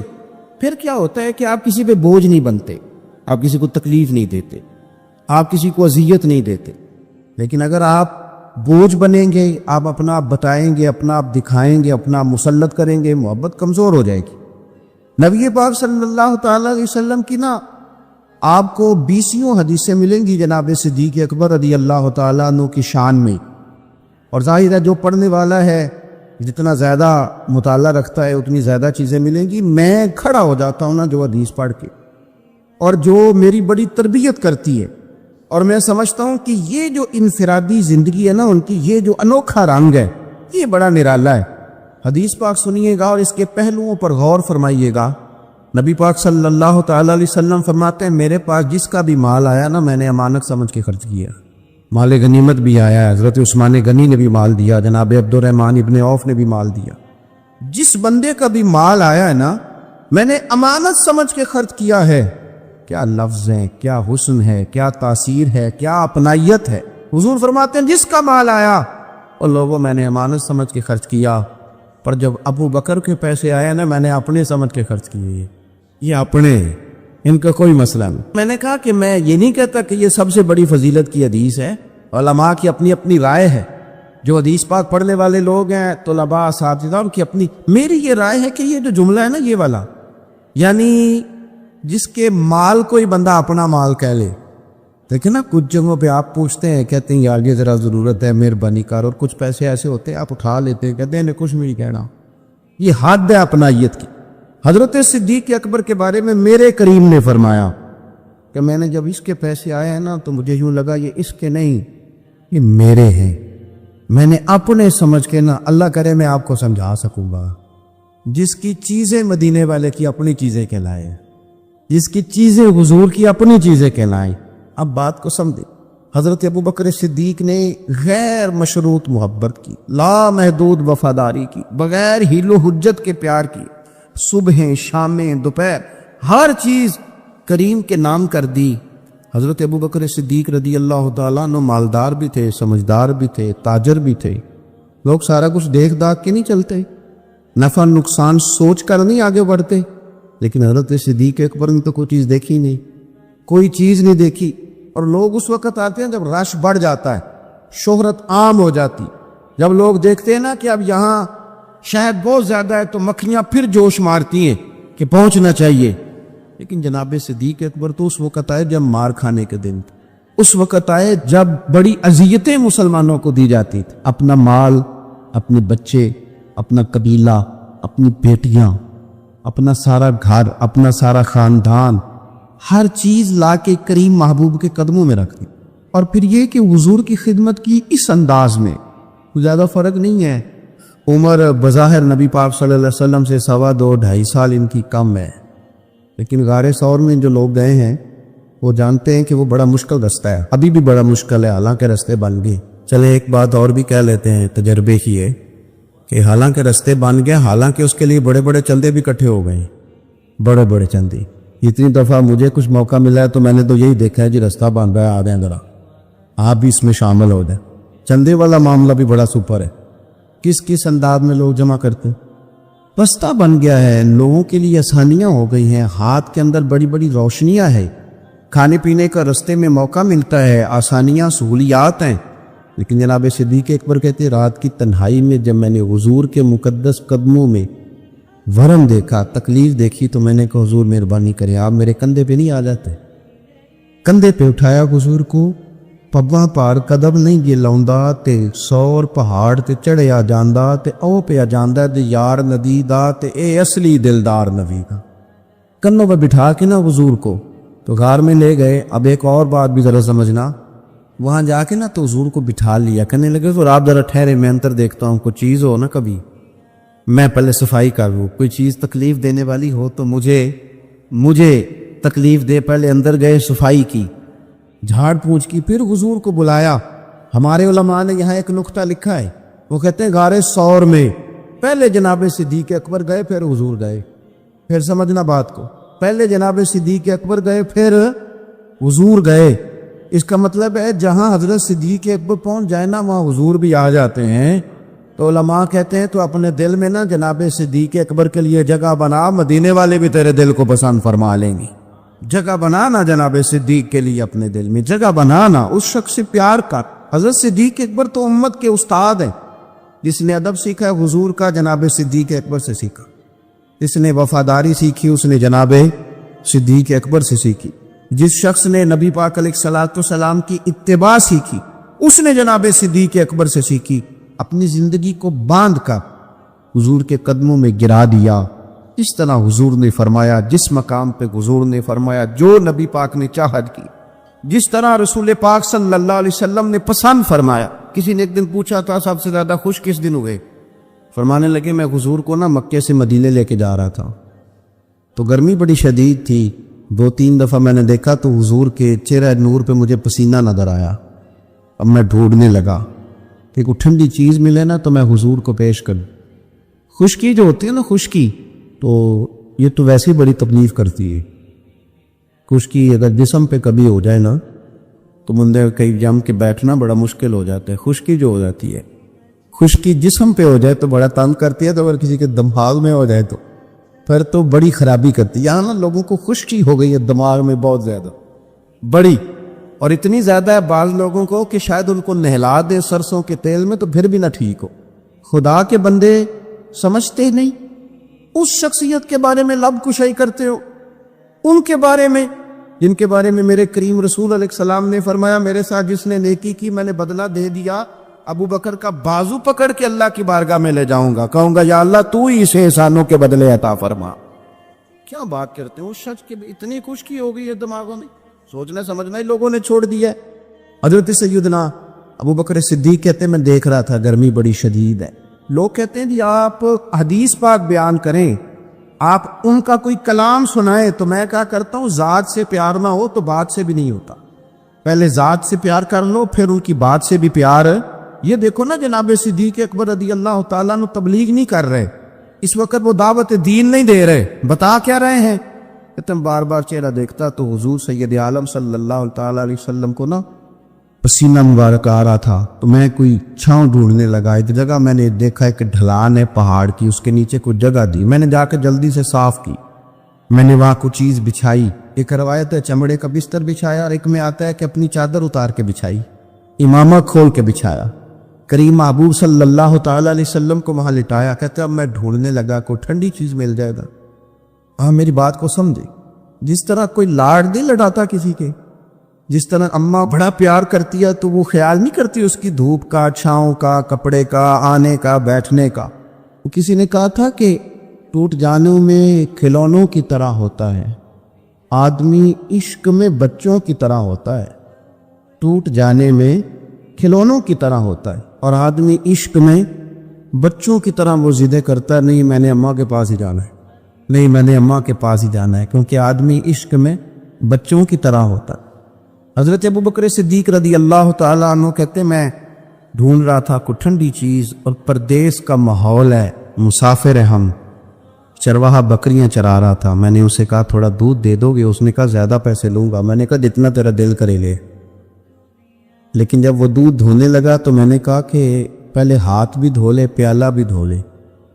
کہنے لگا یار بڑے پاک صاف ہو۔ میں نے کہا نہیں، تجھے نہیں پتا، جن کے لیے لے کے جانا ہے نا انہیں اللہ نے بڑا پاک صاف پیدا فرمایا ہے۔ فرماتے ہیں مجھے کہنے لگا خود ہی دودھ دھو لو۔ پہاڑ کے پیچھے کنواں تھا، اس نے کہا بڑی دور ہے۔ میں نے کہا تو دور نہ بتا، بس ایڈریس بتا۔ میں دوڑ کے گیا، کنویں پہ جا کے ہاتھ دھوئے، پیالہ دھویا، پانی بھرا، واپس آیا، اور پھر میں نے لا کے بکری کے تھن دھوئے، پھر میں نے دودھ دھویا، پھر میں دوبارہ گیا وہاں کنویں پہ، اس دودھ کو میں نے ٹھنڈا کیا۔ اب میں خرامہ خرامہ آ رہا ہوں، سارے رستے سوچتا ہوں حضور تو آرام فرمائے، اگر جگاؤں گا تو یہ ویسے سوء ادب ہے، اور اگر حضور بیدار نہیں ہوتے ظاہری طور پر تو یہ دودھ تو پھر گرم ہو جائے۔ اسی کشمکش میں گزری میری زندگی کی راتیں، کبھی پیچ و تاب راضی، کبھی سوز و ساز رومی، کہ اسی کیفیت میں پیچ و تاب میں گزر رہا تھا۔ جا کے کریم کے سرانے کھڑا ہی ہوا تھا کہ حضور نے آنکھیں کھول دی۔ کیا لائے ہو؟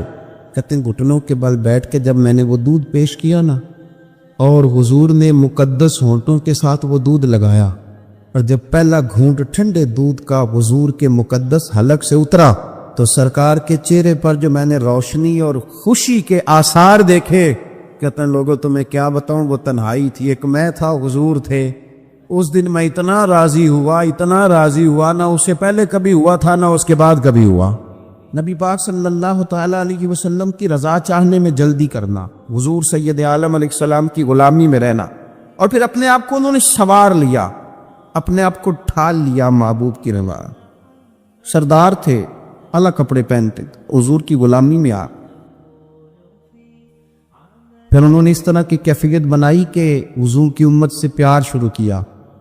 مدینے کے غریب گھروں میں کوئی یتیم بچیاں تھیں تو ان کے گھر کا دودھ بھی دھو کے آیا کرتے تھے، دودھ دھو کے دے دیتے، تم پی لو، کچھ بیچ لو۔ جب آپ خلیفہ بن گئے تو بچیاں آئیں، کہنے لگی ابو بکر آپ پہلے آیا کرتے تھے، ہمارے گھر میں کام کر جاتے تھے، اب تو آپ امیر بن گئے، ابھی بھی آئیں گے؟ تو حضرت صدیق پر کچھ غم تازہ تھا، حضور کے وصال ظاہری کو چند دن ہوئے تھے، آنسوؤں سے آنکھیں بھر گئیں، اور چہرہ صاف کرتے ہوئے کہنے لگے پتر پہلے تو میں اپنی مرضی سے آتا تھا، اب تو حضور کی امت نے میری ڈیوٹی لگا دی، اب تو میری مدینے والے کی امت کی نوکری کرنا ڈیوٹی لگ گئی، اب تو میں ڈیوٹی سمجھ کے آؤں۔ عاجزی، انکساری، سادگی، تھوڑا کھانا۔ ہمارے ہاں نا لیول بدلتا ہے، ہماری سوچیں بدلتی، گاڑیاں بدلنے والے لوگ اپنا ذہن بھی بدلنے لگ جاتے ہیں۔ بہت زیادہ کپڑے تبدیل کرنا جائز ہے، لیکن بہت زیادہ دوست تبدیل کرنا کوئی اتنی اچھی بات نہیں۔ بہت زیادہ اچھے سے اچھے مکانوں میں چلے جانا تو درست ہے، لیکن اپنے پچھلے محلے کو بھول جانا اور وہاں بسنے والے لوگوں کو پینڈو کہہ کے طنز کرنا اور وہاں کے لوگوں پہ تنقید کرنا، یہ اخلاقی طور پر چھوٹے لوگوں کا طریقہ ہے۔ بڑے لوگ یہ کام نہیں کرتے، اپنی اصل پہ قائم رہتے، انہیں اپنی پچھلی یادیں وقار کے ساتھ اور فخر کے ساتھ یاد رہتی، اور وہ حسین لمحات میں اپنے آپ کو محسوس کرتے ہیں جب واپس پلٹ کر کے جاتے ہیں۔ حضرت ابو بکر صدیق رضی اللہ تعالیٰ عنہ امیر المومنین بن گئے، بہت بڑا درجہ ہے، اور آج کل کی عمارتیں نہیں۔ آج جس طرح لوگ امیر ہوتے ہیں نا، 4 پائے ہوتے ہیں کرسی کے، تو جو بھی وزیر اعظم بنتا ہے ایک پایا اس کا ہیل ہی رہا ہوتا ہے، تو وہ ملک سنوارنے سے زیادہ اس پائے کی بیچارہ فکر میں رہتا ہے کہ کہیں میری کرسی نہ گر جائے۔ کام کیا کرنا ہوتا ہے، حکومت اپوزیشن اپنے رٹوں سے نہیں نکلتی، قوم کا ملت کا کیا سوچے، سارا دن ایک دوسرے کے بارے میں سوچ کر کے ٹائم گزار۔ لیکن حضرت ابو بکر صدیق خلیفہ بنے تھے جہاں امیر کی اطاعت واجبات میں سے تھی، لوگ ان کی بات پر سر تسلیم خم کرتے تھے۔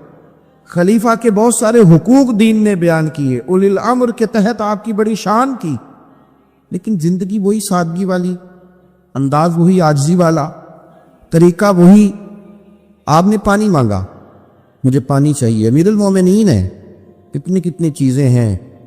اب تو عام سادے لوگوں کے گھروں میں بھی فریزر میں کیا کچھ پڑا ہے، اور چیزیں کھانے کی باری نہیں آ رہی، تو پانی مانگا تو کسی نے نا شہد اور دودھ پیش کیا. بڑی بڑی چیزیں ہوتی ہیں نا الگ سے بڑے لوگوں کے لیے, دودھ اور شہد پیش کیا تو جناب صدیق ایک پر رو پڑے, فرمانے لگے نہیں پانی لاؤ.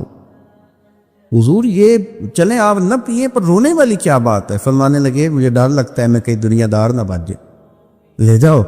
کہ حضرت کیا مطلب؟ فرمانے لگے میں حضور سید عالم صلی اللہ علیہ وسلم کی بارگاہ عالی مرتبت میں حاضر تھا تو حضور کہہ رہے تھے کسی چیز کو دور ہو جا دور ہو جا دور ہو جا.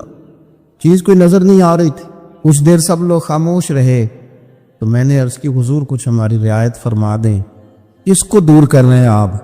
تو محبوب فرمانے لگے یہ دنیا کا مال ہے, دنیا داری ہے. میرے قریب آنے لگی تھی تو میں نے 3 دفعہ کہا دور ہو جا دور ہو جا دور. فرمایا جب اسے کریم نے اپنے قریب نہیں کیا تو ہم دنیا کے معاملے میں اتنے محو ہو جائیں, طرح طرح کے کھانے, طرح طرح کے لباس, طرح طرح کے ہمارے اٹھنے بیٹھنے. اب کہاں میں نے نہیں دیکھا اب کوئی شخص ایسا ہو جو جوتے گانٹھ کے پہنتا ہو, ورنہ تو ایک پورا پورا تھیلا لے کر کے جاتے تھے موچی کے پاس کہ ہمارے جوتے گانٹھ تھے. کہاں چلا گیا وہ دور؟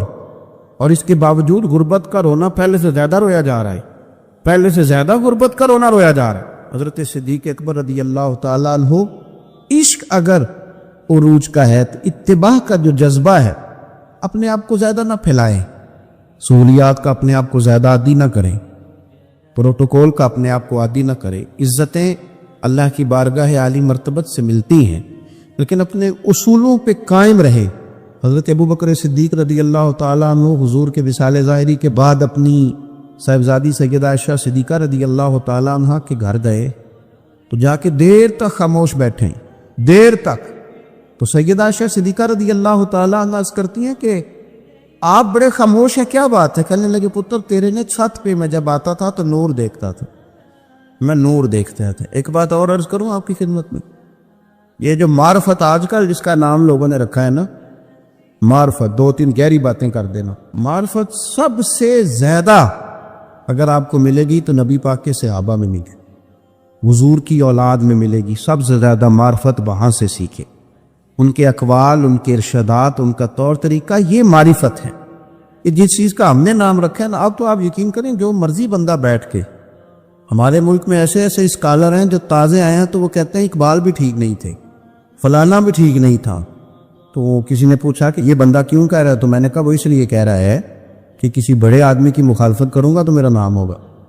کسی بڑے آدمی سستی شہرت حاصل کرنے کے لیے لوگ بڑی بڑی کہانیاں گھڑتے, اصل معرفت وہی ہے جو مصطفیٰ کریم نے بتائی اور صحابہ کرام علیہم رضوان نے اسے ہم تک پہنچائے. مہربانی کریں, کسی نئے رنگ روپ کی کوئی زیادہ ضرورت نہیں ہے. حضرت سیدنا ابوبکر صدیق رضی اللہ تعالیٰ عنہ کی معرفت کا کمال دیکھیں. فرمانے لگے بیٹا تیری چھت پہ میں نور دیکھتا تھا, آج دکھائی نہیں دے رہا, کیا معاملہ ہے؟ تو جناب عائشہ صدیقہ رضی اللہ تعالیٰ عنہ خاموش ہو گئی. دیر کے بعد کہنے لگی ابا جی کرتا میرا بڑا ہی پھٹ گیا تھا, پیبند لگنے کی جگہ نہیں تھی تو ایک کرتا نیا منگوایا ہے, پتہ نہیں یہ کہ دنیا داری نہ مجھ سے ہو گئی ہوں, ایک کرتا نیا. ہمارے ہاں تو یہ حالت ہے کہ خواتین کہتی ہیں کہ اے سود میں پہلا بھی ہوتے پاک گئی سے, تو وہ کیا کہیں گے کہ ایک ہی جوڑا ہے اس کے پاس. یعنی اگر دوبارہ جانا ہے نا منگنی کے لیے الگ, مہندی کے لیے الگ, ولیمے کے لیے, یہ ہمارا کلچر ہے اور اس کو ہم نے خود پروموٹ کیا ہے, اس میں ساری غلطی خواتین کی نہیں. حضرت عائشہ صدیقہ رضی اللہ تعالیٰ عنہ کہتی ہیں کہ ابا جی میں نے نا ایک صرف کرتا نیا لیا ہے. تو جناب صدیق اکبر روئے, بیٹی کے سر پہ ہاتھ رکھا, کہنے لگے پتر ہم وہی ٹھیک ہے جہاں میں حضور نے کھڑا کیا ہے, ان رستوں کے مسافر صحیح ہیں, وہی ٹھیک ہیں. بہت ساری دنیا داریاں, بہت سارے پروٹوکول, بہت ساری شہرتیں, بھول جاتے ہیں نا پھر انسان کئی دو چیزیں. اب اتر وہی ٹھیک ہے. جناب عائشہ صدیقہ رضی اللہ تعالیٰ عنہ فرماتی ہیں جناب صدیق اکبر گئے تو میں نے نیا کرتا اتار کے خیرات کر دیا, پرانے والا پہن لیا. شام کو لوٹ آئے, آنکھوں میں آنسو تھے. کہنے لگے پتر ہم اسی رنگ میں اچھے ہیں جو رنگ ہمیں رسول کائنات نے عطا فرمایا ہے. حضرت مصعب ابن عمیر بڑے مالدار تھے اور بڑے مہنگے جوڑے پہنتے تھے, پھر اللہ نے کرم کیا اور حضور کی غلامی میں آ گئے. میں حضرت مصعب ابن عمیر کو پڑھ کے نا تو ایک جملہ میں نے نیچے لکھا ہے, میں نے کہا اس کا مطلب ہے کہ سوٹوں میں, کوٹھیوں میں, گاڑیوں میں سکون نہیں, سکون تب بھی ہے جب ضمیر مطمئن ہو جائے. مالدار آدمی تھے پر یہاں پھٹے پرانے کپڑوں میں آ گئے, اس لیے کہ وہاں سب کچھ تھا دل مطمئن نہیں تھا. تو پہلے حبشہ گئے ہجرت کر کے, پھر مکے واپس آئے. نوجوان آدمی, بوڑھا آدمی نہیں, جوان. نبی پاک صلی اللہ علیہ وسلم نے ڈیوٹی لگائی, فرمایا مدینے مجھ سے پہلے جاؤ, جا کے تبلیغ کرو. یہ وہاں گئے, کسی کے گھر میں, حضرت اسد بن زرارہ رضی اللہ تعالیٰ عنہ کے گھر میں ڈیرا لگایا. وہاں بنی ظفر کا ایک گھر تھا, ایک حضرت اسد بن زرارہ کا, وہاں تبلیغ کرتے, دین بتاتے. جوان آدمی اور امیر آدمی, منت کرنے کی کیا ضرورت ہے, کسی کی منت کرنے کی کیا ضرورت ہے. پر دروازے رسول پہ آئے نا. حیدر شاہ اس گلی کدے نہ رول دی, پر ان تے رول گئی نا. آئے نا تو آ کے حضور کی بارگاہ سے پیغام لے کے یہاں پہنچ گئے. حضرت اسد بن زرارہ کے گھر میں ان کا قیام تھا رضی اللہ تعالیٰ, وہ مسلمان ہو چکے تھے. اور ان کی خالہ کے بیٹے تھے حضرت سعد بن معاذ, جو قبیلہ بنو اشہل کے سربراہ تھے, اپنے قبیلے کے سردار تھے, اور خالہ کے بیٹے تھے. وہاں آ گئے. حضرت مصعب بن عمیر نے تبلیغ شروع کر دی. شروع میں غریب لوگ کلمہ پڑھنے والے تھے, بات ذرا پھیلنے لگی تو حضرت سعد بن معاذ نے خود نہیں کہا, خالہ کے بیٹے تھے نا, کہا وہ ناراض نہ ہو جائے. حضرت سید ابن خدیر کو بلایا اور بلا کے کہنے لگے یار تو جا, میرا وہ خالہ کا بیٹا ہے, میں کوئی بات کروں گا تو وہ ناراض ہو جائے گا, جا سمجھا, وہ ہمارے سادہ لوگوں کو کہہ رہے ہیں کہ تمہارے باپ دادا بھی گمراہ تھے, بت پوجتے تھے, واپس آؤ. تو وہ تو ایک نئی ترانے ڈالے, جا کے. اب وہ بھی سردار بندے تھے. تو دوسرا یہ کہ اگر کوئی کسی کو اشتعال دلا کے بھیجے, وہ کسی کو کہہ کے بھیجے کہ جا کے کمال کر دے, تو ہی ہے جو اٹھا سکے. تو آپ کو پتہ ہے چودھری صاحب کو تو 3 دفعہ چودھری صحیح کر کے کہہ دے تو کام ویسے ہی اللہ ماشاءاللہ اوپر چلا جاتا ہے. چودھری صاحب کہتے ہیں میں چودھری بن کے دکھانا ہے, ہو ہی نہیں سکتا. سیٹھ صاحب کو 2-4 دفعہ آپ نے کہنا ہے آپ سیٹھ صاحب ہے, تو معاملہ جو ہے وہ اوپر چلا جاتا ہے. کہ جوان بچے ہیں, ان کو آپ کہہ دیں کہ اتنا تو جوان ہے اور فلانا تجھے بات کر گیا ہے, تو پہلے بیچارہ چاہے بھول بھی گیا ہو, وہ چلا جاتا ہے گھر سے بندوق لے کے.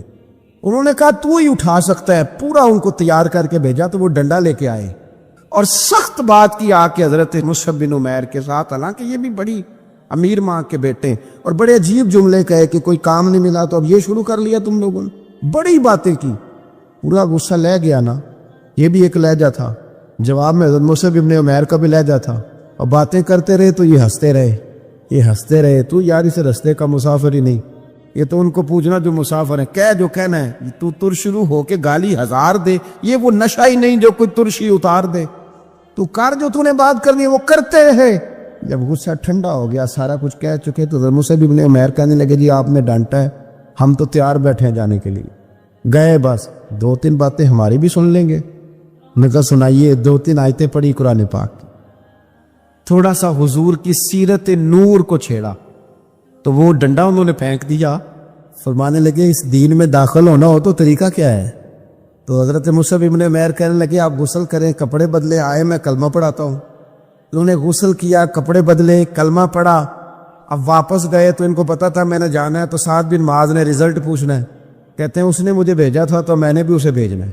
کہتے ہیں میں نے جا کے کہا اس قبیلے کا, قبیلہ بنی عارصہ کے ساتھ مقابلہ چلتا تھا. کہتے ہیں میں نے بھی اسی طرح کی سٹوری سنائی جا کے.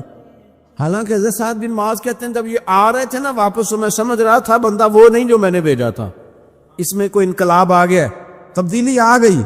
آ کے کہنے لگے یار تیری وہ خالہ کا بیٹا ہے, میں نے کیا مقابلہ کرنا ہے, وہ تو بنو عارصہ والے بھی لڑ رہے ہیں, تمہارا شریکہ بھی لڑائی کر رہا ہے, تو تم جاؤ ان کو بھی منع کرو اور اپنے شریکے کو بھی کہو کہ یہ ہمارے گھر کا مسئلہ ہے, ہم خود نمٹ لیں گے, تم جاؤ. کہتے ہیں میں نے کہا اچھا اگر تجھ سے بھی نہیں نہ ہوا تو اب مجھے ہی 2 ہاتھ کرنے پڑیں گے. آستینیں چڑھا لی, ڈنڈا پکڑ لیا. کہتے ہیں گیا اور جا کے جو مجھ سے ہو سکتا تھا میں نے کہا. جب میں پوری طرح کہہ چکا نا, اب وہاں تو لہجہ بدل چکا تھا نا. حضرت سیدنا مصعب بن عمیر تو طے کر لیا تھا نا, سیکھا تھا نا حضور سے. تو معاملہ بڑا انفرادی تھا, رنگ ہی بڑا انوکھا تھا, کہے جس نے جو کہنا ہے.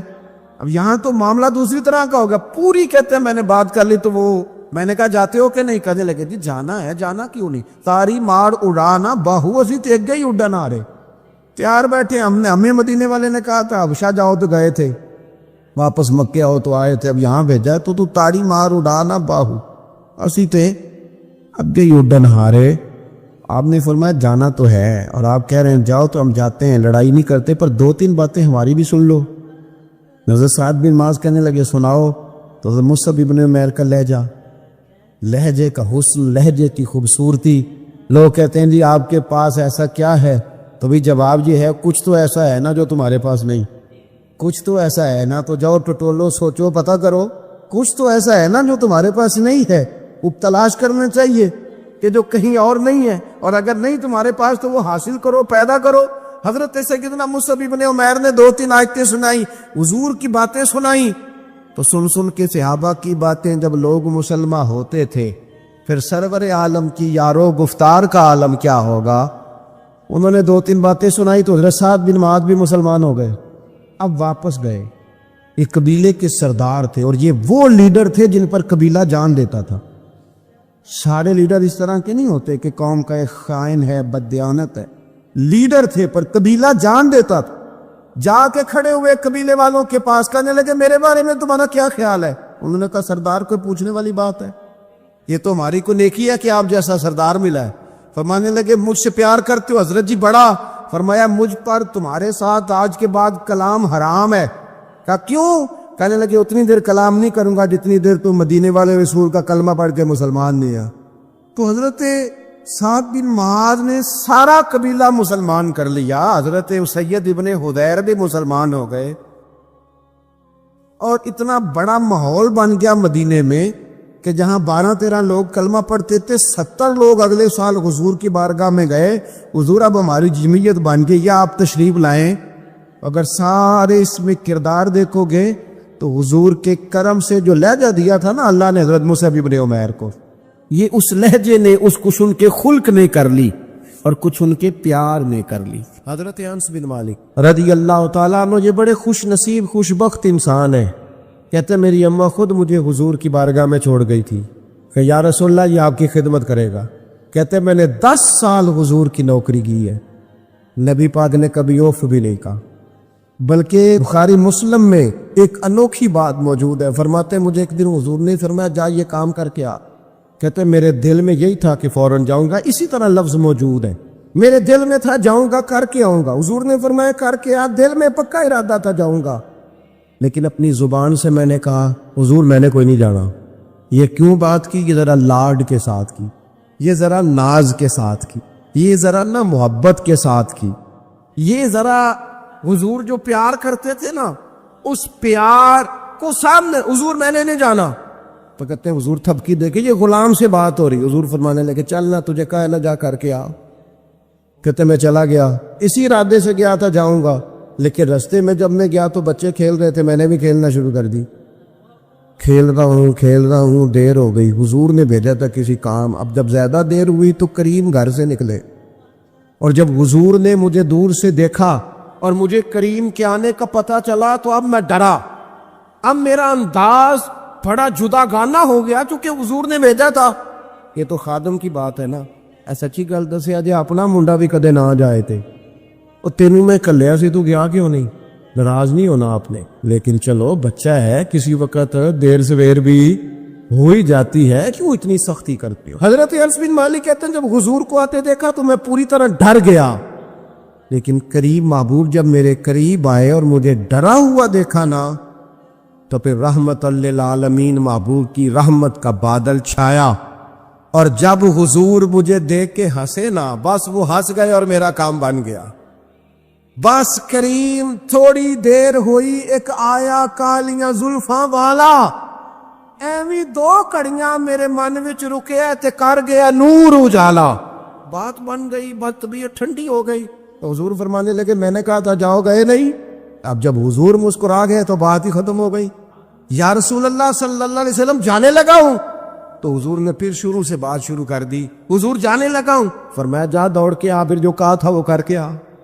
لیکن وہ بیچ میں جو دیر ہوئی تھی، وہ جو لیٹ ہوئی تھی، اور جو میں کہہ کے آیا تھا میں نے نہیں جانا، حضور نے اس بات پر مجھ سے کوئی سختی نہیں کی۔